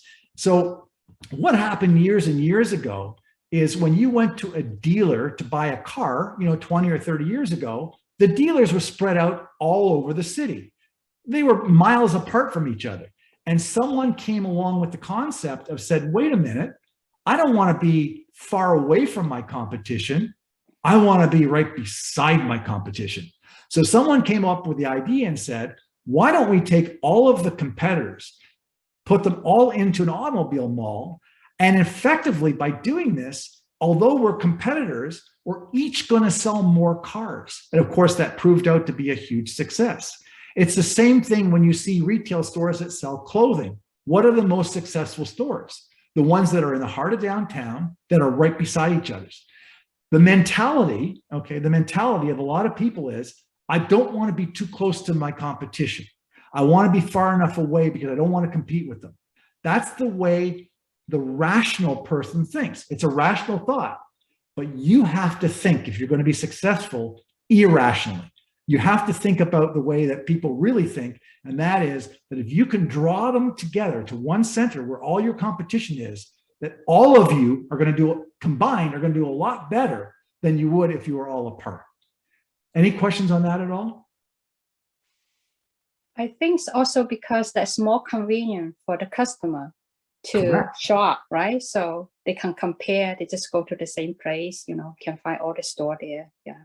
It's exactly right. It's a complete convenience, because now instead of having to take 2 days and go to 8 dealerships all across the city, I can take 2 hours, go to one dealership, have ample parking, right? I have ample parking. I just drive my car in and I can walk dealer to dealer to dealer to dealer. And because that auto mall, it draws so many people more than they would have had, everybody's sales goes up by 100%, 50%, 150%. Everybody's sales goes up because everybody comes there to do their shopping and they don't go out to that single dealership any longer. So that's the reason. So what you want to do is, what I'm really trying to say is, you want to be friends with your competition. You don't want to be enemies, and you want to figure out how to work together to actually create a bigger market, a bigger piece of the pie. Okay. The other thing is that you have to look at the segments of your business.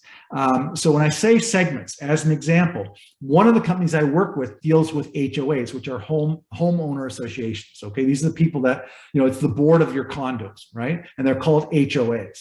So they work with HOAs. And there's really, in fact, there's really what we would call 2 segments, okay? And I had to help them because they were trying to market their product to anybody that has anything to do with HOAs. And I said, no, stop. It's the wrong policy. What you need to do is understand there are property managers, each one of them that controls an HOA. So one property manager per HOA. There are also management companies that control hundreds of HOAs.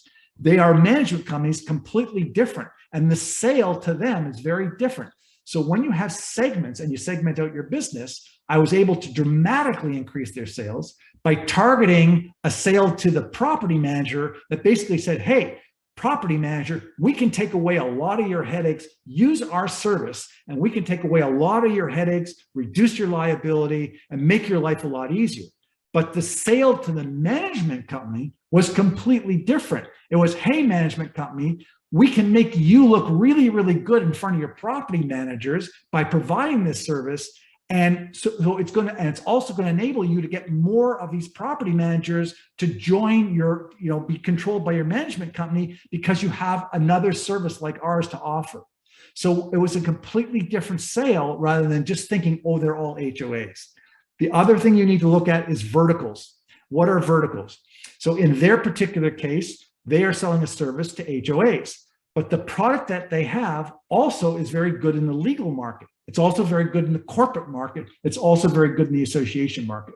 So verticals are something that's completely outside of that particular market, completely separate from the market you're in. So if you have a product, and sometimes you're so stuck in that product that you can't think of the other verticals.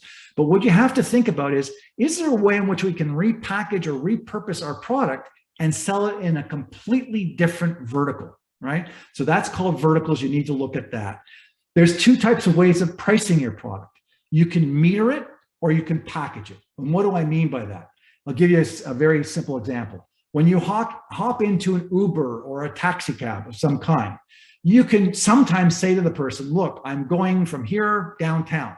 And they can say, okay, I can put the meter on and it'll cost you so much, or I can just give you a set package, right? And that's the same thing when it comes to the pricing of any product or service. You have to think about is, do you want to meter it or do you want to package it? Do you want to provide and say to me, you can have so much, gigabytes per month in your cell package, and you can have up to 10 gigabytes per month, and it's going to cost you this amount of money. As long as you don't do more than 10 gigabytes, you know that your cost is fixed every month. Or I can say to you, I'm going to charge you for every megabyte that you use, okay? So you only pay for what you use. So you have to think about the pricing, what's best for you. There's something also called affinity programs. And again, I'm going through this very fast. Hopefully the recording will pick it up. And if you want, you can listen to it at a slower speed later on. What are affinity programs? Affinity programs are, there is a wealth of opportunity working with these nonprofits that most businesses completely miss. So this is a bit of a trade secret that I'm giving you right now on entrepreneurship that I'm going to tell you probably less than 1% of entrepreneurs even know about this or have ever used it. And what it is, if you're trying to reach or break through to a market, okay, one of the fastest and easiest ways is to look at the association that contains that marketplace. So as an example, if you had a product and let's say it's a, I don't know, it's something to do with plumbing. Okay, it's a new handle or whatever that has to do with plumbing, right? And it's going to revolutionize the plumbing industry. You can go and try and get a sales force together. You can do all your digital marketing, and you can try and sell your handle to a whole bunch of plumbing companies, or you can go to their association. And maybe it's the American Association of Plumbers, right? And you go to the association and try and make a deal with them to say, look, you are the American Plumbing Association, and part of your job besides advocacy, part of your job is to provide services to your members, right? So here's what I'm willing to do. If you work with me, how about if you guys buy the handles, or your members will buy the handles through the association? And because they're a member of the organization, they can get a 10% or 20% discount, and we'll also give 10% to your association as well. So we're supporting the Association of Plumbers, we're giving your members a discount, and of course it's great for us, okay, because we now have access to all of the plumbers in the United States with one client.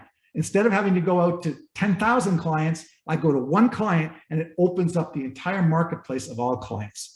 So that may be a bit complex for some. I don't know if you guys follow that because it's not the easiest tactic in the world, but I will tell you, it's one of the ways in which we've made a significant amount of revenue is going through the association to get to a particular marketplace if you want to break through.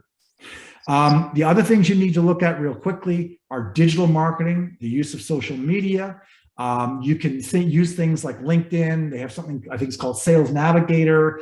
You get credits for in-mail, and it's a little bit of a complicated scenario, but if you go and you study it and understand it, it'll take you no time, and you'll become a LinkedIn expert, and you can start using these credits for in-mail, and it's a way of also reaching customers 3 or 4 times easier than it would be through email. You can look at customers lists, email blasts.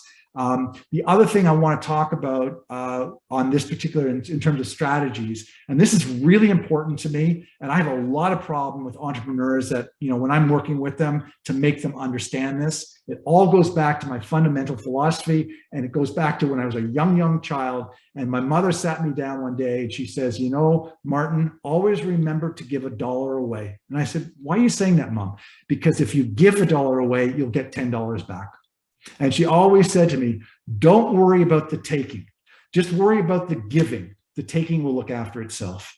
And it's the way I've lived my life. And to answer the question earlier to the retiree who was talking about, I'm retired, what do I do with my life? Give and give more. Just find out what you do well, go out to the people who need your services, and they will welcome you. And you will get so much out of that you'll want to give more. And that revolving door keeps going. The more you give, the more you get. So you give more, then you get more, then you give more. And it's the same thing I tell people in business. You've got to give product away sometimes, right? Sometimes it's a 2-for-1 when times are tough, whatever. But you've got to do some good things in your business, whether it's giving to charity, whether it's just giving a free sample. You know what? Hey, we believe in our product. We're selling popsicles. Here's one for free. Okay. The whole concept of giving something away. You walk into Baskin and Robbins, you want to try something, you want to taste something, give somebody something. I've been in restaurants where I've sat down for a meal, and they've walked, almost inevitably. There's one in particular, the names escape me, but she comes around almost every hour, and she makes a big smoothie, and she puts it in these little cups, She comes around to every table. Hey, this is our new flavor smoothie. Why don't you try it, right? And all of a sudden you go, wow, this is fantastic. And you order one, right? And she always gets back all of these orders. It reminds me of when you walk into a food court in a mall, right? There's always one company that has people standing in front of, standing out there, handing out free samples. Try our chicken, try whatever. And they always end up being the busiest of them all. Well, the other ones sit behind their desks and be order takers. We're not giving anything away. You can see them. They got their sad faces on and they're greeting people and they're just sitting there, or their bosses told them you can't give anything away, right? We're counting the inventory. Those are greedy people that will never succeed. But then you have the ones that are smiling, that are having fun. Hey, try our chicken, try our chicken, try our chicken. And again, fail, fail, fail, fail. The 5th one, 6th one, 10th one, 20th one. They know that if they can hand out 20 pieces of chicken, they'll get one order. Okay, that's what they know. So their job isn't to get that 20th person. Their job is to get 20 pieces out there, because every time you hit that 20th piece, somebody will place an order. So they're more concerned about how fast they can give things away for free than they are about how much money they can make and how many sales they'll make that day. So be a giver and let people experiment with your product. And you'll find that if you're a good person, you let people experiment with your product. And I've had entrepreneurs say to me, as an example, let me just see how we're doing time-wise. Oh, God, we're 8:57. Let me try and finish this one up. I've had entrepreneurs that say to me, Martin, we are the only company in this business. There is nobody else. We don't have any competition. We're it so far, right? And I said, and we don't need to give anything away. And I look at them in the face, I say, no, actually, you are the person that has to give away more than anybody else. And the reason is, it's because you don't have any competition. And what does that tell you when you don't have any competition? Is you don't have a market yet. It means that there's not enough need for what you do, right? Because if there was enough need, there would be competition. So it's more important for you to give away than it is for when you have competition. And when you have competition, it's equally important to give away, because you have to show how your product's better than the next guy. And you have to show that you're willing to allow people to try your product in order to succeed. Okay. We've only hit on 2 of the topics tonight. My most fun, and I guess I'll conclude with this. I'm happy to stay longer, but I think, Young, do we have a hard stop right at 9? No, Martin, but I want to respect your time. Maybe we can stop here and have some questions, maybe. And you're so inspiring, Martin. You gotta come back at some time. Give us some more lectures. Well, you'll have to take a vote amongst your constituency here to see if they enjoyed it. And if they want me to come back, I'll be happy to. Young, I'd like to do one thing if I may. And I totally agree with bringing this to a close. There is one more thing I want to share with everybody, because it's the real nugget of the night. It's the best one. May I do that? And then I'll close off. And then if there's any questions, I'll answer them. Is that okay with you? Of course, absolutely. I just don't want to waste your time, No, it's my pleasure. We want to have more of you, so don't worry about that. It's okay. This is part of what we call the giving, right? And I'm much happier giving than I am taking. So let me close with this one little gem. It's a gem that basically revolutionized my business. If you ask me the question, what's the one thing, Martin? What's the one thing that made the difference in your business? What's the one thing that changed everything overnight? It's called what I call, it's my term, it's called binary marketing. Binary means 2, okay? And I'm going to explain to you what it is, and I'm going to suggest that you can use this personally and professionally. I'm going to suggest to you that this might make the most significant difference in your life in the next few weeks and maybe in the rest of your life. So here's what it is. Whenever you're dealing with people, and I mean people being your children, your spouse, a business partner, a customer, it doesn't matter. Whatever you do, always offer things in 2s, never 3s, never 1s. And here, let me give you the example of this. If I was to say to Young, as an example, and I said to you, hey, why don't we go cycling together? Okay. How about we go on Tuesday? Okay, so now I've said to her, why don't we go on Tuesday? So when you look at, I studied probability. When you look at probability, what is my probability outcome? It's 50%, right? Because Young is either going to say, yes, I'm available on Tuesday, or no, I'm not available on Tuesday, right? That's my only outcome. It's yes or no. That's what I call, when you ask something once, it's a yes or no question. Are you available on Tuesday to go cycling? Yes or no? That's my outcome. Now, let's look at the extreme opposite of that. If I said to Young, hey, Young, I'm available to go cycling, and I'm going to send you 37 possible dates that I'm available, and you can pick one. The chances are I will never hear from Young again, because she's going to take so long to figure out, oh my goodness, so many dates here. Look at this, look at that one, look at that. There's so many different options here. And she's going to take, Mark, I'm going to have to go through these and get back to you. By the time she gets back to me, it probably will be next year. Okay. But here's the answer. If I said to Young, and I said it to her this way, Young, you and I are going cycling next week. It's not an option. I'm not giving you an option to say yes or no. We're going cycling next week. All I want to know is, do you prefer to go on Tuesday at noon or Thursday at noon? Now, what does that do? Basically, what I'm saying to her at that point is, Young, there's no option of not going cycling with me. And I'm not giving you too many options so you won't make a decision. You only have two options. Which one?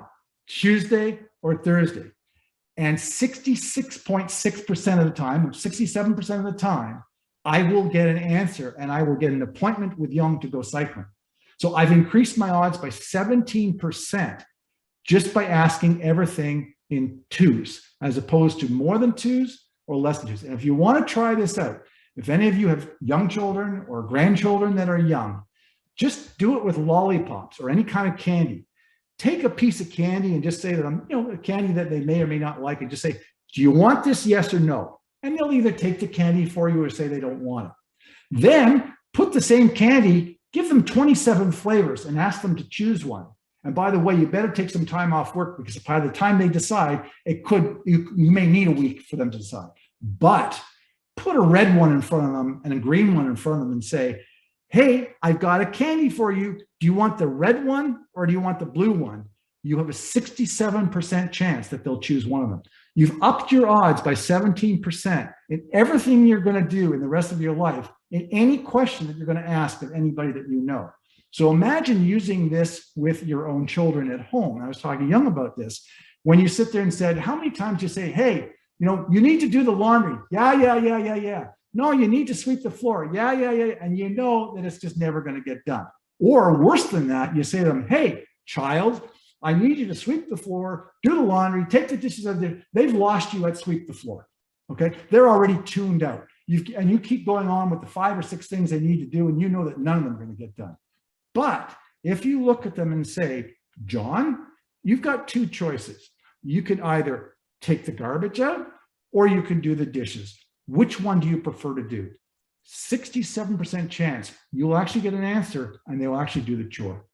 So that's your gift tonight. That's your closing gift. It's called binary marking. Always do things in twos. I'm dying for this group. I'm just dying for this group to try this out and send in some emails and share your experience and just say, hey, you know what? I tried this with my son or my husband or my wife or whatever, or I tried it at work. And my goodness, it was unbelievable. It was like magic. And I'm telling you, binary market is magic. With that, I'll just give you a couple of my last minute thoughts. And that is, as an entrepreneur, remember, just in closing, if it's easy, everybody would be doing it, okay? Failure is not the opposite of success. It's part of success. And here's the 2 things I always like to leave people with this thought. Whether you think you can or whether you think you can't, you're right. Let me repeat that. Whether you think you can or whether you think you can't, you're right. You need to convince yourself in your mind that you can, and you will. Because if you convince yourself in your mind that you can't, you won't, okay? And you can either choose one day or day one. It's up to you to decide. We talked about this earlier. Are you going to do your retire? Are you going to get involved as a retiree today? Are you going to start your business today? Or are you going to do it one day?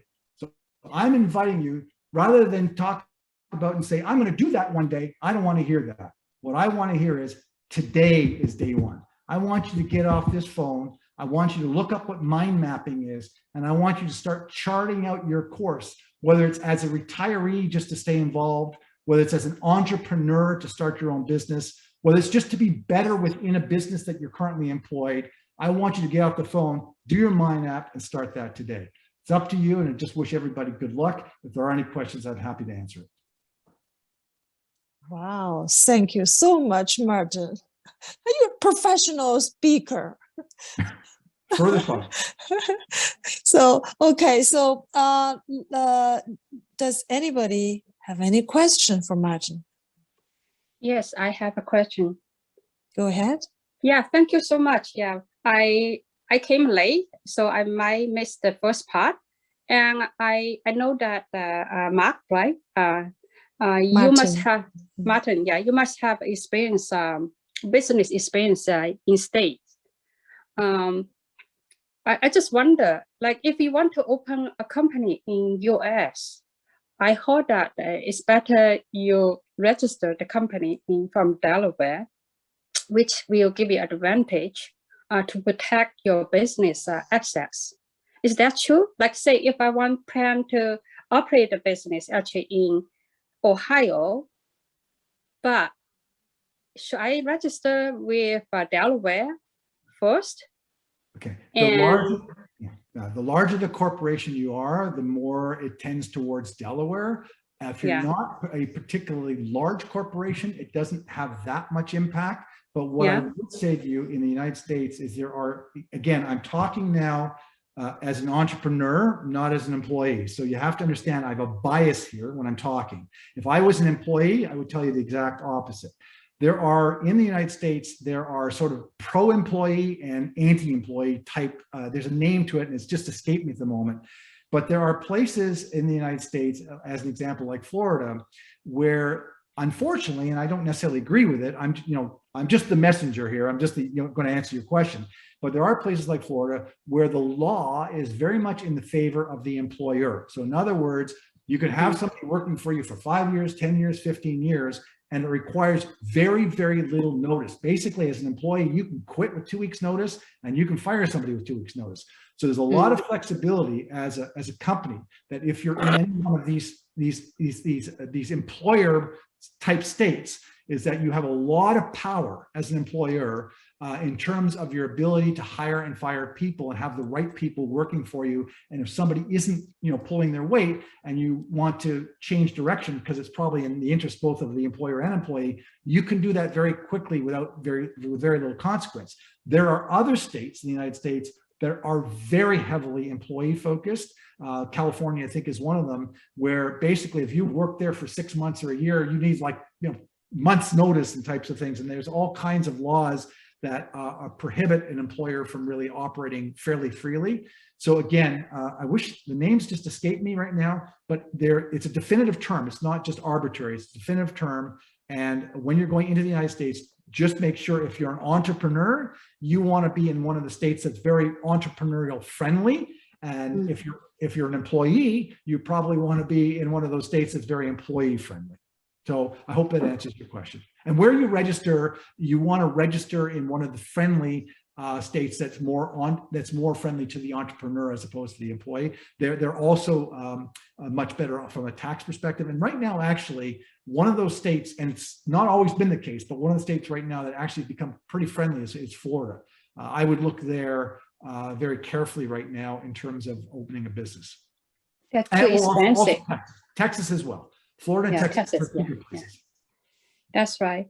But it's we also consider that the cost of shop, rentals, how much for leasing, stuff like that, right? Right now in Canada, it's crazy. All the leases go up.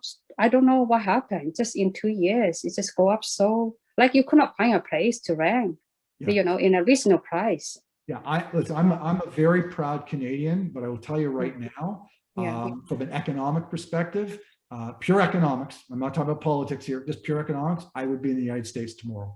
And by the way, Yeah. my business was by the time I finished, it was 99% US. There's two things about a couple things about the US is number one, even if you're a Canadian company, one of the very first things I do with all my Canadian companies is I take them into the US market if they're not there. Because the US market, there's two things about the US market you'll find as an entrepreneur. Number one, automatically, the minute you start, you've got 10 times the number of people. That's just population. It's just fact. You can't challenge it. You got 10 times the number of people.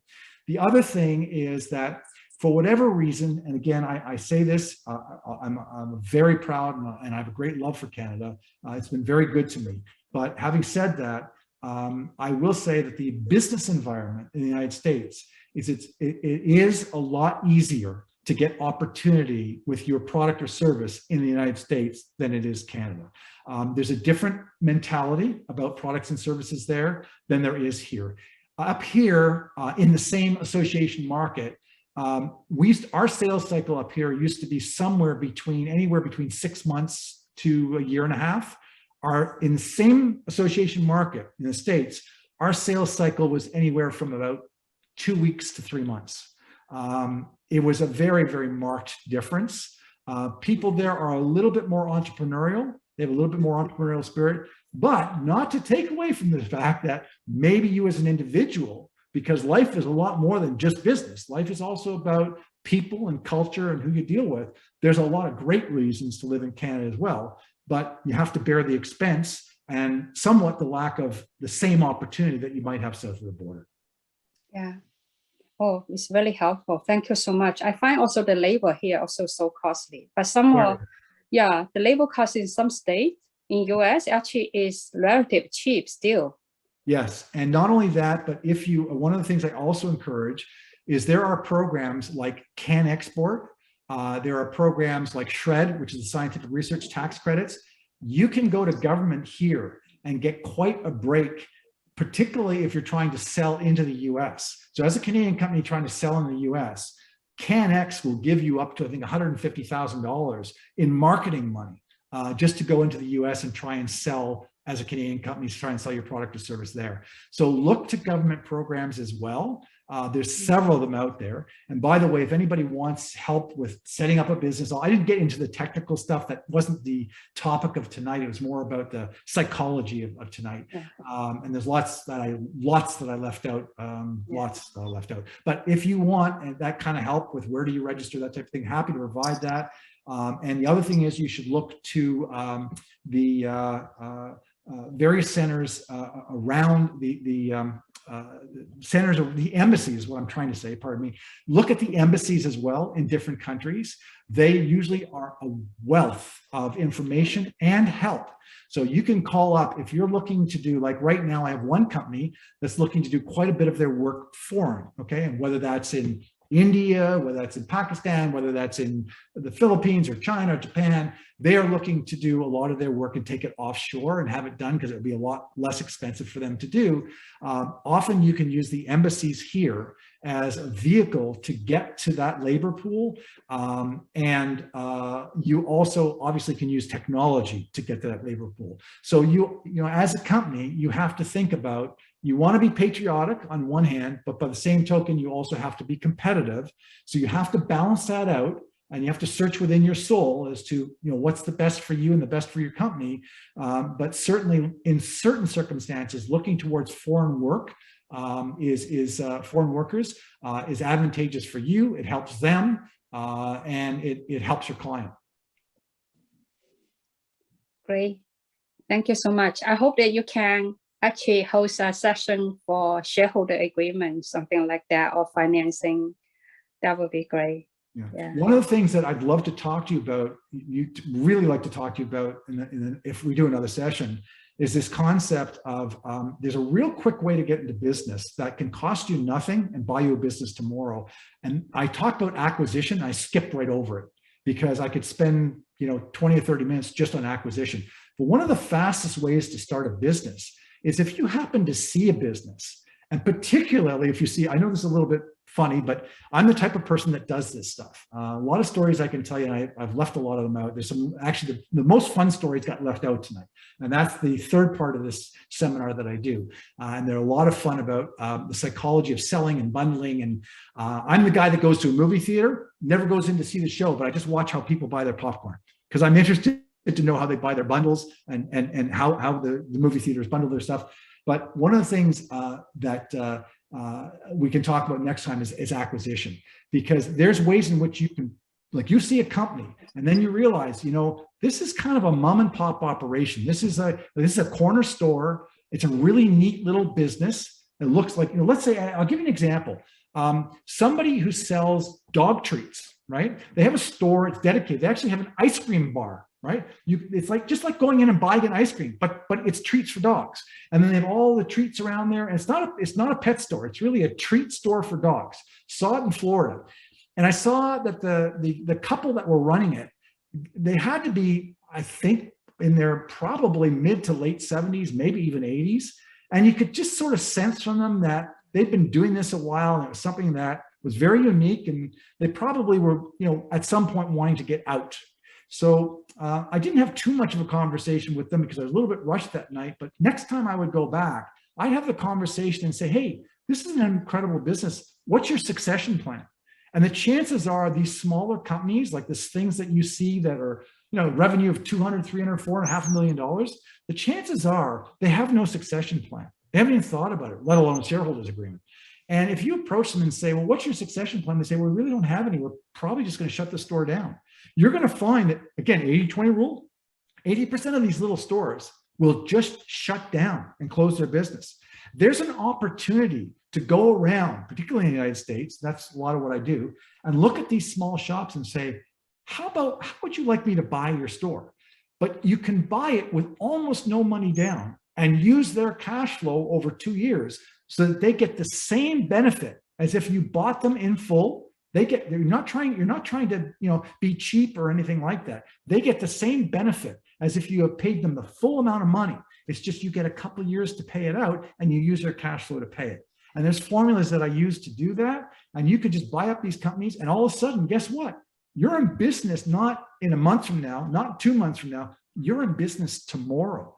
And in 2 years, you've paid off, using their cash flow, you've paid off the price for admission. You now own a company that's doing $500,000, didn't cost you anything. You've used their cash flow, and you've been completely fair to those people because they got paid out exactly what they would have somebody just paid them today. They got the same amount of money, and you're being kind to them because if you didn't come along, they would have just shut their doors. Anyways, that's just a lead into if we ever do another session together.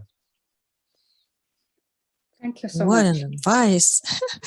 And I saw Mina raised her hand. Martin, do you still have some time? I'm free tonight, so I'm okay.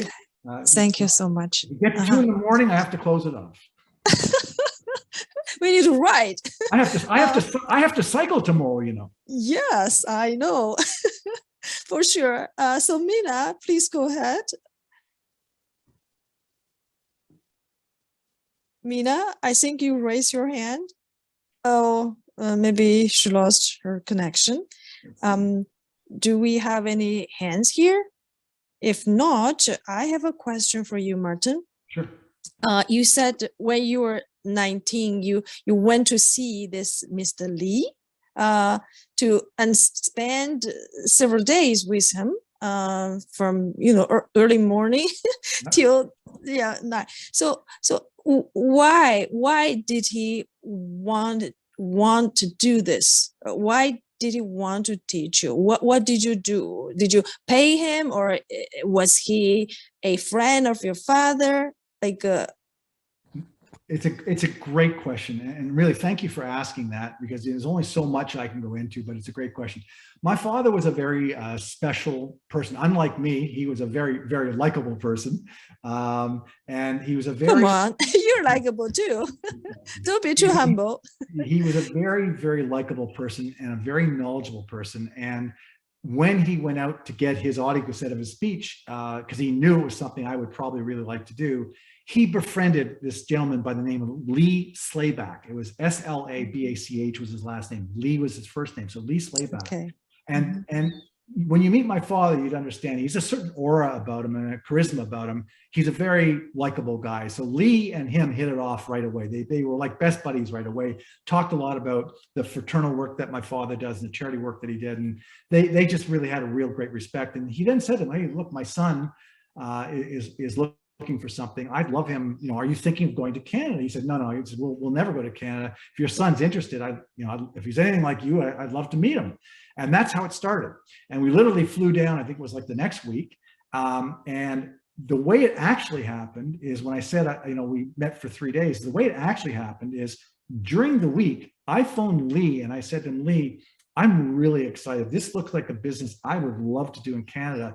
And I said, I'd really like to learn the business. And he said to me, well, that's great. He said, I'd love to meet with you next week, but we have a conference going on at, I think it was McCormick Center or something like that. Was it McCormick? I think in those days, yeah, I think McCormick's in Chicago.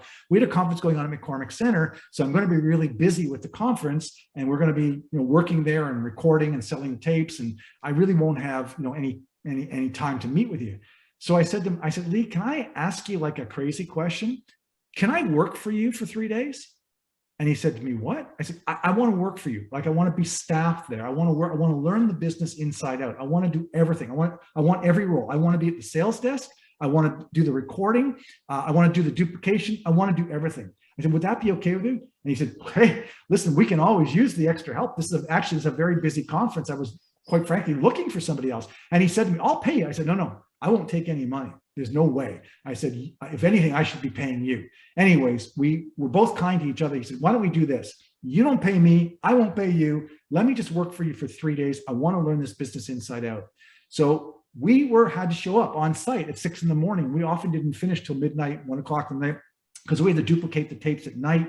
And we had to edit them at night. So that's why I ended up being there like literally almost 18, 20 hours for like 3 or 4 days, is I actually went to work for him for 3 days to learn the business.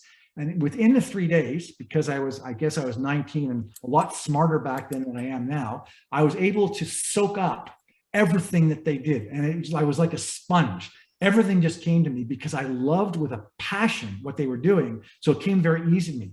So by the third day, the last night, we went for dinner, like when everything was all over. The conference ended, I think, at 4 or 5. We went for a quick dinner at 6 o'clock. I said, I want to do this. I said, Lee, what do we need to do? And he said, I don't know, guys. Look, I'm not going to Canada. He said, as far as I'm concerned, you can just start the business up there. He said, no, we can't do that because it wouldn't be fair to you. We had to almost beg him to take a royalty. But he finally said, okay, why don't you just pay me a nickel a tape? Back, that was in 1975, would be a lot more now. Pay me a nickel a tape and whatever you sell, and that will be your royalty. And I'll help you, and whenever you need help, if you need help with technology or you need help finding sourcing equipment or, or marketing materials, I said, I'll help you with that. And I said, great, it's a deal. And we shook hands. We put an agreement together, I think within a week or two, and I began in Canada. And I sat down, at that point, I don't know if you guys remember the old TV tables. They were like these clipped little tables you clip together. You would have the TV, like you used to warm up your TV dinner and you put it on there. And it was like a little, I don't even know what to call it, but it's like a $5 TV table, right? I had that, I had a phone, and I had the Yellow Pages. That's all I had when I started my business. So I went into the Yellow Pages, I looked up associations, and I started calling them. And I said, I'd like to come and record your meeting, and I'll do it for free. And then I will sell the tapes back to your members. And that way, if people want to hear the session again, they can buy a copy. And if the people who couldn't attend your meeting want to listen to the sessions because they had a scheduling conflict and they couldn't attend the meeting, this will give you an opportunity to service those people as well who are still your members, but couldn't come to your conference. They love the idea. And on top of that, I'll pay a royalty to your association of 10% of every tape that I sell, something like that. They loved it. And I started literally on a wooden chair with one phone and the old style phone, the rotary phones, an old style rotary phone, and the Yellow Pages. In the days that there used to be actual Yellow Pages in the book. That's how I started my business. And I bought a tape recorder. I bought one duplicator. And I went out and recorded the meeting. I sold my first few. And in the first meeting I went to, talk about failure, the first meeting I went to, I sold 0 tapes. I spent 3 days at this meeting, sold 0 tapes. The second meeting I went to in September of 1975 at the Sheraton Center in Toronto was called the International Taxi Cab Association. They had about 1,000 attendees. It was all the owners of the taxi cabs worldwide. And these were pretty big companies back then. Like you say, taxi cabs, you know, it doesn't sound, but these were people who owned, you know, Yellow Cab and stuff from New York and stuff like that. So they came in, had their annual conference, and I sold at that conference $2,400 US, even though it was in Canada because they paid me in US dollars. I sold $2,400. Now for a kid who was 19 years old, over 2.5 days, $2,400 US, which in those days was probably about, you know, 3,500 Canadian, okay? $3,500 Canadian, and that was in 1975. So what do you think that would be worth today? I don't know, probably $15,000, $20,000 today. So I made about $15,000 in 2.5 days at 19 years old in my second conference that I did. That's how my company started. Wow, I'm so glad I asked the question. We heard a wonderful story. Yeah, it's a great story. It's a great story. And then I had, by the way, I had, you know, all of this was done, all of this was done speculatively. Like, so I went into an association without any guarantees. Now, this is in my younger days, right? Of course, that all changed later on when I got smarter, right? You evolve, you get smarter. But I went for years and years where I would go to a conference, I'd work for 3 days and I'd sell nothing. Failure. I'd go to the next one, sell nothing. Failure. I'd go to the next one, sell another $15,000. So I realized that more and more conferences that I did, the more and more failures that I had, I would have more successes. So I looked to fail as much as I could. I wanted to go to the next conference and sell nothing, and the next conference and sell nothing, because I knew the third conference I'd sell $15,000. So that's what I kept doing. I kept finding enough of them that to fail at. And then eventually, over time, you begin to learn what are going to be the failures, what are going to be successes, what makes success, how are you, what type of conference is successful for tape sales, which ones aren't successful, which ones do I need to add more product to, like slides. In those days, it was slides as opposed to PowerPoints. So you get smarter, and you get also, you build integrity and you build demand, and all of a sudden you begin to start to learn what to stay away from and which ones to take. So it's like any business, you just learn over time, you get smarter and smarter. And if you listen and you learn and learn to say no on occasion, you can succeed very easily. Mm-hmm. Well, thank you. Do you see other hands raised there? Nina is okay, Mina. Yeah. Yeah, thank you, Martin. First of all, I want to thank you for so generously sharing your wisdom, strategies, and great stories. And also salute you for helping those disadvantaged groups. But I do have a question, like for myself. So I've been thinking of setting up a small business, selling stuff at Amazon. So I wonder if it is better to register the business in China or the US. I don't know if you have any suggestions on this. Well, I think what you'd need to examine this, it's funny because it's part of the other part of my presentation I do is specifically talk about firstly, where you might want to register and the aspects of registering a corporation. I think I'll start off by saying it's a moving target, okay? Because to make a bold, blunt statement that it's better to register in the U.S. Is things change. And as you know, right now, there's different wars going on. And I don't mean necessarily there are real wars going on. There's also economic wars going on.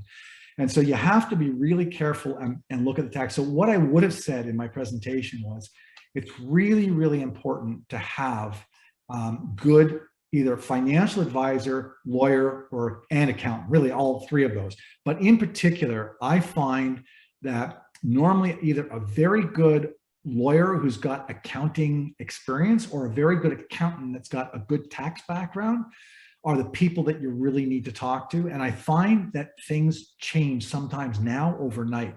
So if I was in your shoes, the first thing I do is, what I would look for right now is somebody who has experiencing with registration of companies both in China and the United States, because they would point out to you the advantages and disadvantages. I wouldn't want to pretend right now to be that lawyer. I have my opinion, and what it might have been is probably now 6 months old, and I guarantee you it's probably changed in the last 6 months. And it almost depends to some degree, which politician is in power at what time. But I think you really have to go to a really good, either I'm going to use the word tax accountant, or accountant that is got good tax background and that understands both markets and can give you the advice and the advantages and disadvantages, because it won't be a clear cut, better to do it here. It will, if the person knows what they're doing, they'll likely say to you, look, it's likely better you register in China, but here's the consequences of what may happen if you do. And it also depends on where you reside, right? Because here's another slight problem, is if you register in China, but you reside in the US, let's say for, full-time, you're full-time in the United States, they do have these residual arrangements, particularly between Canada and the US. And I ran into this only when Wall Street got involved, like in 2011 when I got bought. And it's something called transfer pricing. And if you ask anybody about transfer pricing, any lawyer, I'm talking about even the good ones, they won't even know what it means. The only people who will know are the top, most expensive lawyers and accountants in North America will understand transfer pricing.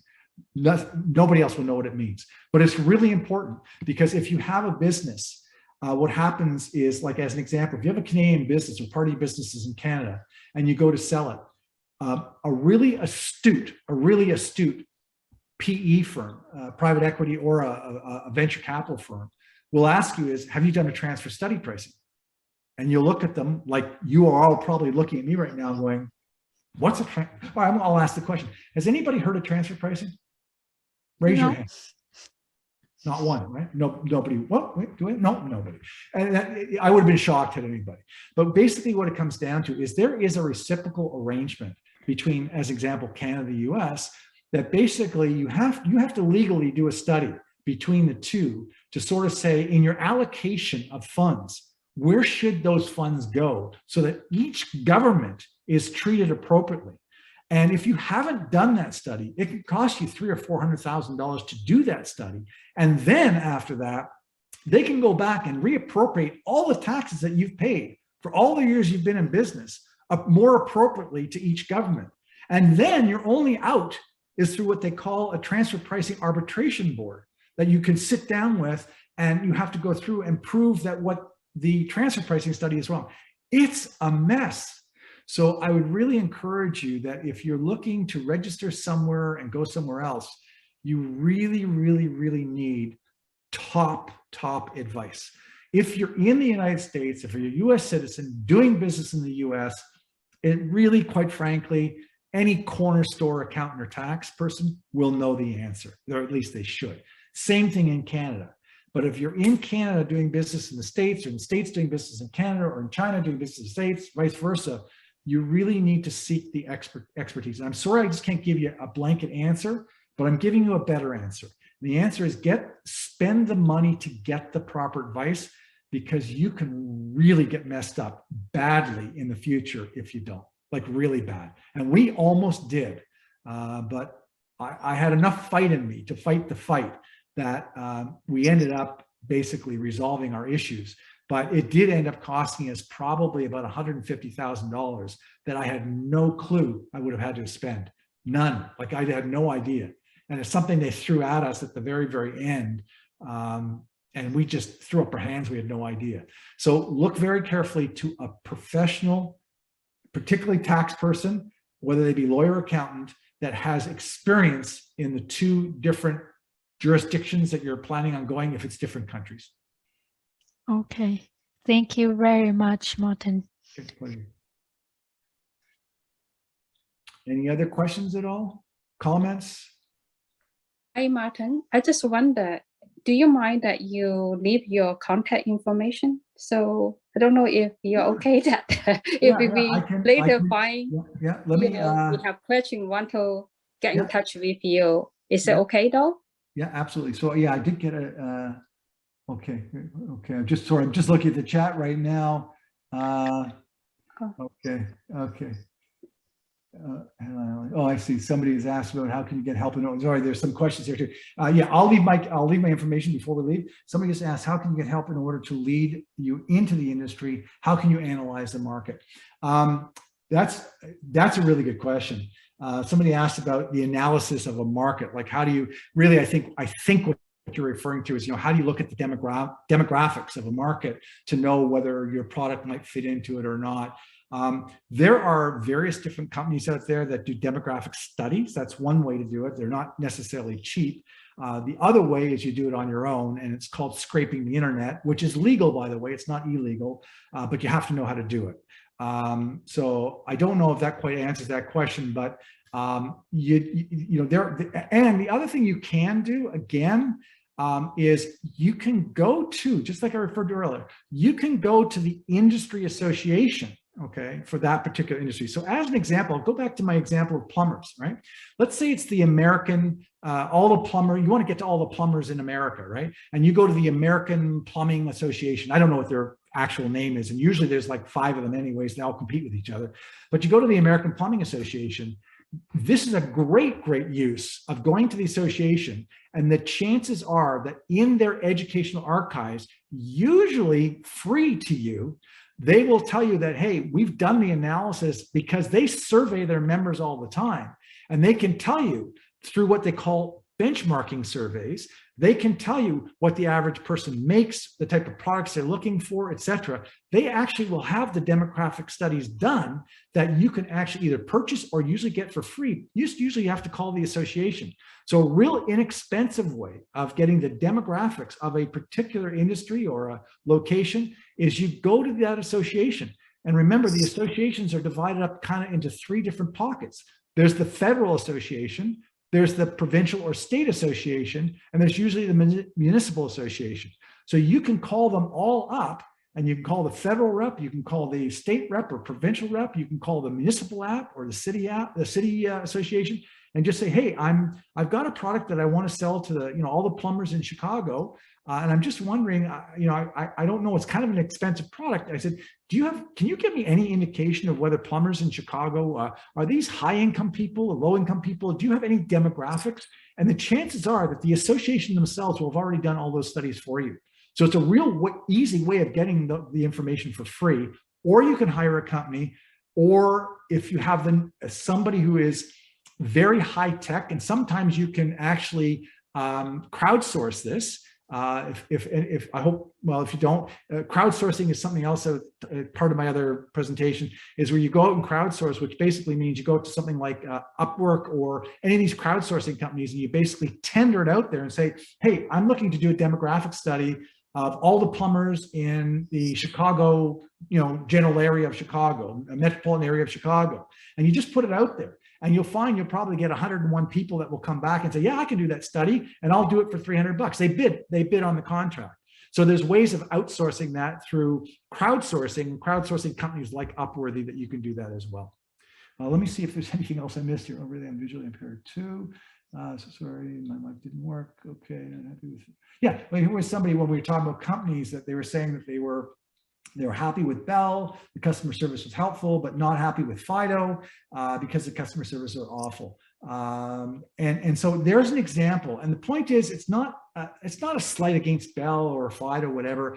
The point is that you, in your own mindset as a consumer, will build up your feeling and your trust in companies. That was just my point I was trying to get at. It's the integrity of the company will come to you. So this one individual who wrote this way, basically saying is, look, I have my trust in Bell, I have no trust in Fido. And it's going to be very, very hard to ever again, I can tell you, very hard for this individual to ever trust Fido again, no matter what they do, because they've already breached their trust. It's really tough to get trust back. Once you know that with your personal relationships, that once somebody breaches the trust with you, how can you ever trust them again? It's the same with companies. So you've got to start thinking in that way, that if you're building a company, one of the most important assets you have is your integrity. If you don't have your integrity, then what? Then what do you have, right? So as a company, you got to, when somebody complains and says, you know, hey, I have a problem with the way, you know, something happened. There's a friend of mine, unfortunately, who passed away very young from cancer as well. I think he was in his 40s, Warren Evans. And he used to do a lecture called The Cost of a Lost Customer. And if you guys ever wanted me to do a 20-minute story about, you know, and I won't do it now because it's just going to take too long, but really, if you're young, if you remind me the cost of a lost customer, I can sort of do a rendition, a 20-minute rendition of his 1-hour seminar and talk to you about how the cost of just somebody walking into a milk store, you know, and buying a, you know, $1.99 milk can lead to hundreds of thousands of dollars of loss for that store, that chain, just because you have the wrong person at the sales desk at that time that was just rude to that person. And then we can just talk about the cost of a lost customer.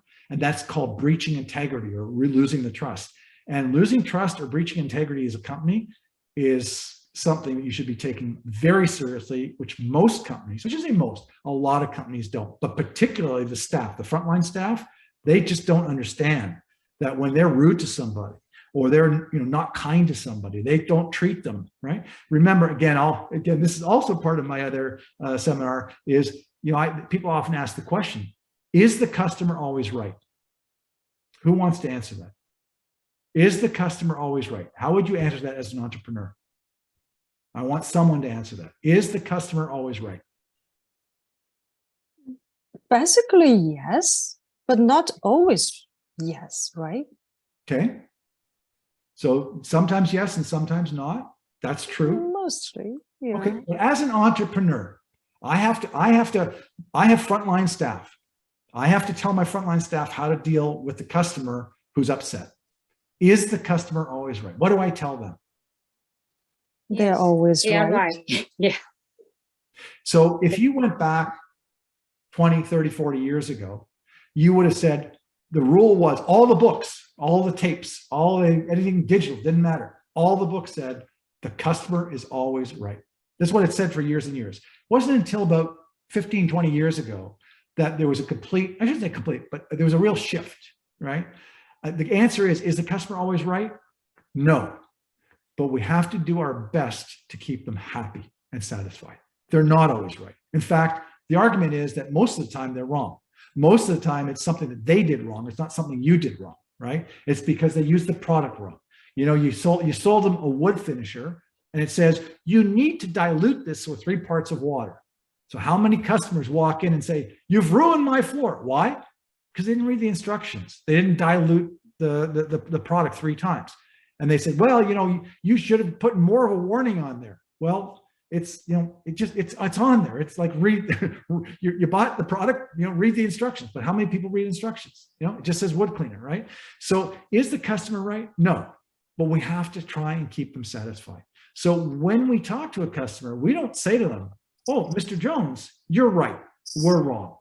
You know, we should have been better at trying to explain this to you. No, we don't want to say that anymore. What we want to say is, Mr. Jones, actually, you should have diluted, you know, it says clearly on here, you should have diluted this 3-part water to 1-part product. Clearly you didn't. Clearly that's the problem. But clearly, Mr. Jones, what's more important to us than the mistake that you may have made is making you happy. That's way more important. We don't care if it's your fault or our fault, right? If you follow the instructions, this wouldn't have happened. You didn't follow the instructions, so it did happen. But that's not what's important to us. What's important to us is that we have a way of fixing up your floor. And here's what we can do, right? And you do the best you can. That's the way the approach is now. The customer isn't always right, but we have to keep them as happy as we can, keep them satisfied and say, even though you're not right, we're going to try to do the best to remedy the situation. But keeping in mind, you're the one that made the mistake, not us. And it's about respect. It's about not just, you know, because you're the customer, you're right. It's about no customer, you need to respect us and we need to respect you, right? It's a whole new world out there right now. And it's really important. And that also does something called empowering your staff. And what you want to do, and I haven't even got this in my presentation, just thought about it as I'm talking. It's a whole topic unto itself. One of the most major problems in being an entrepreneur, if you're thinking of being one, is the ability to empower your staff. And what most of us will do is we will not empower our staff enough to make the decisions. People who are customers who come into a store want a resolution to their problem. They want a resolution to their answer. They don't want to be told you can't do it. And old style was, okay, let me speak to your boss. And then they come out, we can't do it. Let me speak to your boss. Then the next one comes out. And until you get high enough up the ladder where you finally get to probably the owner who says, oh, I'm really sorry. I realize, look, we'll fix this for you. And usually old school was if we get high enough up, right? But you know what it's like to have to sit there and go through person after person after person as a customer? By the time you get to the end person and even they solve your problem, you still sit there and go, I had to use so much energy and so much time to get this resolved. Why is it that the frontline person wasn't empowered enough to make the right decision? So empowerment of your frontline people is another absolute critical thing as an entrepreneur you need to do. They need to be able to make that decision at the same level. What's interesting is that when Apple first started out, they were a bit old school and you could jump it up and get to the right person. They've done a very interesting switch, particularly in the last 3 or 4 years, where generally whatever that frontline person tells you now, you can go up to Bill Gates. It won't matter. I shouldn't say Bill Gates. Steve Jobs. Sorry? Steve Jobs. Wow, if he was still around, yeah. But you could go as high up in Apple as you want. And generally right now, they fixed their system so that no matter how high up you go, you're going to get the same answer. They are allowing that frontline person to determine what he or she thinks Apple should do for you. And then they have a defense system in place all the way up to the top that will stand by that person. They've empowered that person at the front end now to make that decision. Now, they don't always make the right one. And usually the person at the very top might make a different one. But because they don't want everybody climbing the ladder all the time to get what they want, they are shutting the ladder down. And they're basically saying, you'll learn the first time. If you don't, you'll learn the second time. But the third time, you're not even going to try to climb the ladder anymore. Okay? By the way, oh, there's so many stories. This is a great story. I got to tell this story.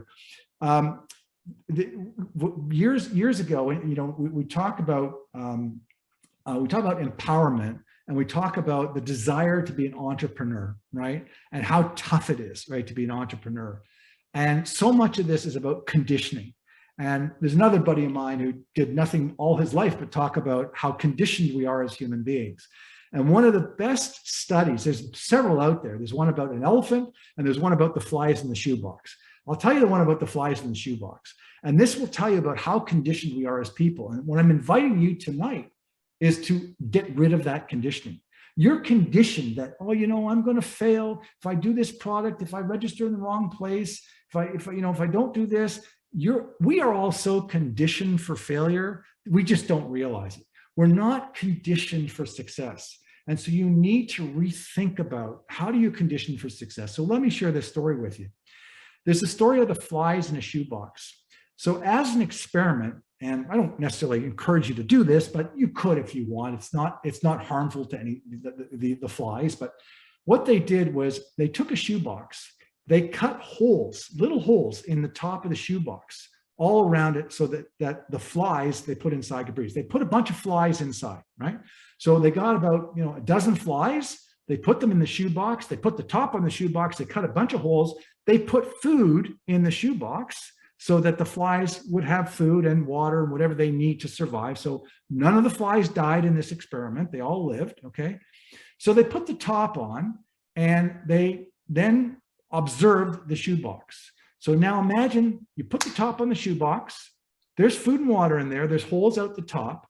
What do you think happened in the first 10 minutes in that box? Who wants to answer that? They'll have food? Yeah, they had food, right? But what do you think the flies were trying to do in the first 10 minutes? Try to escape. Correct.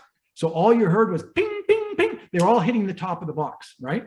They all realized they were all trying to get out. They were all trying to get out of the box, right? They were all flying around. They had energy, they had food, they had water. They're all trying to fly out of the box. What do you think happened after 4 hours? They are tired. Just rest. Well, they're tired, or they've realized that how many times can you keep hitting the top of the box till you realize you can't get out? You're trapped, right? So what did they do? They stopped trying, right?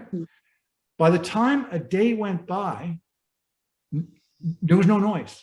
The flies were still there, but they were walking around. They were eating their food, they were having their drink, but they were walking around the box. Not one of them was trying to get out, okay? Now, on day 2, what did we do? We took the top of the box, we removed it, took it right off. What do you think happened? They still stay in the box. Why? They get used to that already, their environment, I guess. They were still thinking that there's a lid on the top. Maybe. They were completely conditioned that they could not get out, so they weren't even going to try. Completely conditioned. That's us. That's us as human beings. Okay? We get completely conditioned in certain ways that we stop trying. And same thing with being an entrepreneur. We go out, and that's what I talked about. Focus on the failure. Focus on trying to get out of the box. Don't worry about getting out of the box. Just focus on trying to get out, and know that someday you will, right? And don't stop trying, right? Focus on the failures. Keep trying, and then you'll get success. You'll get out of that box. Does anybody know how you train? Does anybody know how they train elephants? Now, I'm not an advocate of this, and I don't agree with it. But does anybody know how they train elephants for the circus? How do you train an elephant that's going to be in a circus? Now, just let me help you a little bit here. The elephant, okay, in a circus, right? When you see them, and little children go in to watch these elephants, the elephant has a very, very thin wire. And I mean, it's very thin. You could basically take your 2 hands, and if you pulled on it strong enough, you'd probably break it in 2. The elephant has a very thin wire that's like it's around its neck, and it's attached to a pole in the middle of the circus tent. And what does the elephant do? It goes round and round and round, right? And children go in and they watch they can see an elephant, and the elephant's train goes round and around and around, but it only has this very thin wire that connects to it. And the elephant keeps going around and around and around just based on this very thin wire. Okay. How do they train an elephant to do that? Any ideas? They once used a very heavy wire. You're good. You're very good, very smart. So when they were very young, they used a huge, thick rope on the little young ones, a huge, thick rope. And they walked around and walked around. And every time they walked around enough, they walked around 2-3 times, they got a treat. They go around 2-3 more times, they got a treat. Every time they would go around, they keep getting treat. And over time, little by little, week by week, they would reduce the size of the rope. As they got bigger, the rope got smaller. And as they became an adult elephant, the rope got so small that all they needed to do was have this little thin rope. Because as far as the elephant was concerned, as long as it had this rope attached to it, the elephant was convinced it could not escape. If the elephant knew the power that it had, it could have ripped itself from the center pole and torn the entire circus tent apart in 2, if it knew the strength that it had. But it was so conditioned to know that it had no strength at all that it just keeps walking around. Anyways, these are all similar stories to tell you we're all conditioned. And I'm inviting you tonight to take the top off the shoebox, because we're all in that shoebox. We're all conditioned that we can only make so much money. You know, another little story about when I was in first year university taking probability study before I left to go into my own business. One of the studies we did was on poverty and the economics of poverty and how that worked. And what was really interesting, sadly interesting, was we did a probability study. It was one of the major, like it was kind of our thesis for the year, was to study the, from the very wealthy to the poverty lines, and to study the probability. And they divided it into 3 sections. They had people living basically below poverty, people living average class, and people who were extremely wealthy. Those were the 3 kind of criteria. And they said, okay, there's 20 people in the top end, there's 20 people in the bottom end, and there's 60 people in the middle. We want you to do a probability study on how many of those people will be able to actually change from one of those categories into the other. In other words, somebody who's extremely wealthy to live below poverty, somebody who's in middle class to live really wealthy, someone who's in poverty to move up to live into middle class. What was the probability of any one of those 20, 60, or 20 people at the top shifting from one category to the other? It was less than 5%. So if I remember correctly, it was 2-3% probability. In other words, people who are born below poverty had a 98% chance of living their life in that category. And same with middle class, and same with upper. And why? What was basically the analysis that was done? It was all related to everything we just talked about, conditioning. It's because people at certain levels don't feel that they just don't feel that they're either worthy of it, or that they can achieve it, or they have the opportunity to get it. It's all about, not all of it, obviously there's a lot of other factors, but a lot of it is about conditioning. Because when you are brought up that this is good enough, right? You're conditioned, this is good enough. You can't open that box to try to move to the next category. It's not comfortable for you. And so you're conditioned to stay in that category. And so we need as group, as folks on this chat that we're having tonight, we need to move that lid off. We need to, if we're wealthy, yeah, okay, we need maybe to stay there. If we're middle class, we need to think wealth. If we're suffering a little bit, we need to think about moving to middle class, whatever. And by the way, money isn't everything. Define your wealth. Okay, define your wealth. As you get older, I'm 66 now. And as I get older, I can tell you, I don't measure my wealth in money anymore. Thankfully, I've done well enough. I don't have to worry about it. I'm very grateful every day I wake up. I say thank you for that. But you got to measure your wealth in the way in which you measure it. And if you want to listen to a really good 3-minute video, go online, look up Warren Buffett and his 3-minute video on the definition of wealth. I can't remember exactly what it's called, but Warren Buffett, I think you all probably know who Warren Buffett is, one of the wealthiest mans in the world. And he did a 3-4 minute video on his definition of what real wealth is. Had nothing to do with money. And by the way, the most successful people in the world, when you interview them, Bill Gates, whoever it might be, all the people in the world, if you ask them, when you started your business, what was your prime motivator? Not one of the most wealthy people in the world will say money. In the case of Bill Gates, is he wanted to have a computer in on everyone's desktop.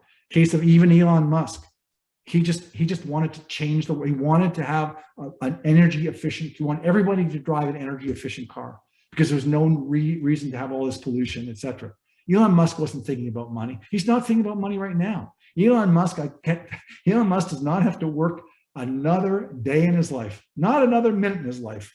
And he can have anything he wants in his life. Doesn't have to do anything, but he continues. And he continues at a crazy rate. There's a guy who works 24 hours a day, 7 days a week and doesn't vacation. And I'm not advocating that either. But again, all of these things are weighing out. You have to weigh out what's important to you in life. Is money important or is relationships important? One thing I can tell you is that if the day, and I hope it's not for many, many years for all of you, but when the day comes and you probably reach that point where you're on your deathbed, firstly, you won't wish that you spent another day in the office, right? That's for sure. And the second thing is that what you'll remember at that point won't be those important events. You won't remember, if you're a sports fan, you won't remember who won the World Series in 1975. You won't remember who won the Stanley Cup in 1982. You won't remember who was president of the United States or who was in power in China or who was the prime minister of Canada in 1987. I'll tell you what you will remember. You'll remember those people who did special things for you in your life. Maybe they're the poorest people in the world. Maybe they lived. I can tell you in my case, one of the persons that did something so special for me, who unfortunately just died, was homeless. And she's one of my students affected by homelessness. She lived in a shelter, and I'm eternally grateful for her, because what she enabled me to do was, when we were running the program and when COVID shut everything down and we weren't able to run the program anymore, She was my link to her shelter. And I was able to help, and I say this somewhat, I guess it's not confidential because everyone's on the phone, but I was able to help 42 people in that shelter because she would email me and tell me what people needed, right? They don't want, they didn't need, they had all the food, they had all the shelter, but people had special needs, right? One person needed a certain type of short. He couldn't go to the washroom because they kept giving him long shorts and he was a double amputee, right? And they didn't understand.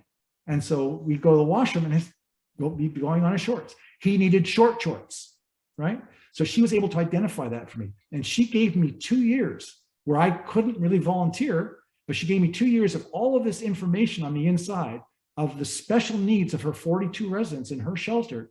So I could do my small little piece, which was nothing for me. I just had to go out to Walmart and buy, for $5 shorts or whatever, and take them down to make a life-changing difference for somebody. She did the work. Right? He was the beneficiary. I drove my car. That's all I did. I did nothing, right? But I was able to help 42 people, right? Quietly, privately, right? And she was my inside person. And then unfortunately, also, not that she's probably in her 50s, they have no idea what happened to her. She was in really bad health to begin with. She was in a wheelchair, everything else. So, but somehow they found her, unfortunately, that she had passed away overnight in the shelter. And this happened back, I guess it was in December. So it was pretty upsetting. But anyways, having said that, I will remember that for the rest of my life. I'll remember her for the rest of my life. And she had no money. She had nothing. She was a great writer, by the way, but she had no money. Okay, I'll remember her. Ask me who was prime minister in 1982 in my own country. I don't know. Ask me who won the Stanley Cup last year, who won, I might remember, okay, the Raptors won a couple of years ago. I might remember that, right? But in 5 years from now, I won't. What I'll remember, and one of the most important things to me, are going to be with special people like Young, okay, who goes out and helps other people, who's visually impaired, but is out there cycling, is out there downhill skiing. But she's not just out there cycling and doing that. It's not just a selfish thing. When she's there, she helps others. Right? She's a special person. She invited me tonight to share with you guys. This is special for me. This is a gift from her to me. So I'm very thank you very much, Martin. That's very nice of you. And you are so enthusiastic and so kind to share your life stories, your thoughts and expertise with us to help immigrant community. I'm really grateful to you for that. You got to come back again. Somebody sent me a message saying, how can I receive, notification about the next seminar? Okay. Yeah. So yeah, you can send email to info@EAWLC.org. Then we can get connected. I can put you in our mailing list. Okay. And Martin, we'll invite you back. I think we can do, if you have the time, and we can do different sessions, different topics, and while at the same time, at the end, take different questions. How about that? Absolutely. I'd be delighted to come back. And I am, as requested, going to put my email address in here. Mm-hmm. So if you just email me, then when I email you back, you'll have all my contact information in my signature. And let me just make sure I got that right. And Copeland, there you go. Okay, so I sent it to everybody. You've got my email address, and please feel free to reach out. And if I can help anybody with anything, I'm very happy to. Well, thank you so much. I know Martin is very busy, like as you can imagine. So yeah, thank you so much, Martin. Let's call it the night, because I know you're going on a ride tomorrow. Yes, I am. To have a good rest. Yes. So, and thank you to our audience. It's so late and you stay here, listen to Martin, and it's really inspiring. Thank you, Martin. My pleasure. And we'll see you again later. Fantastic. Okay. Good night, everybody. All right. Thank you. Good Thank you night. for attending. Thank Good night. you. Thank you so much.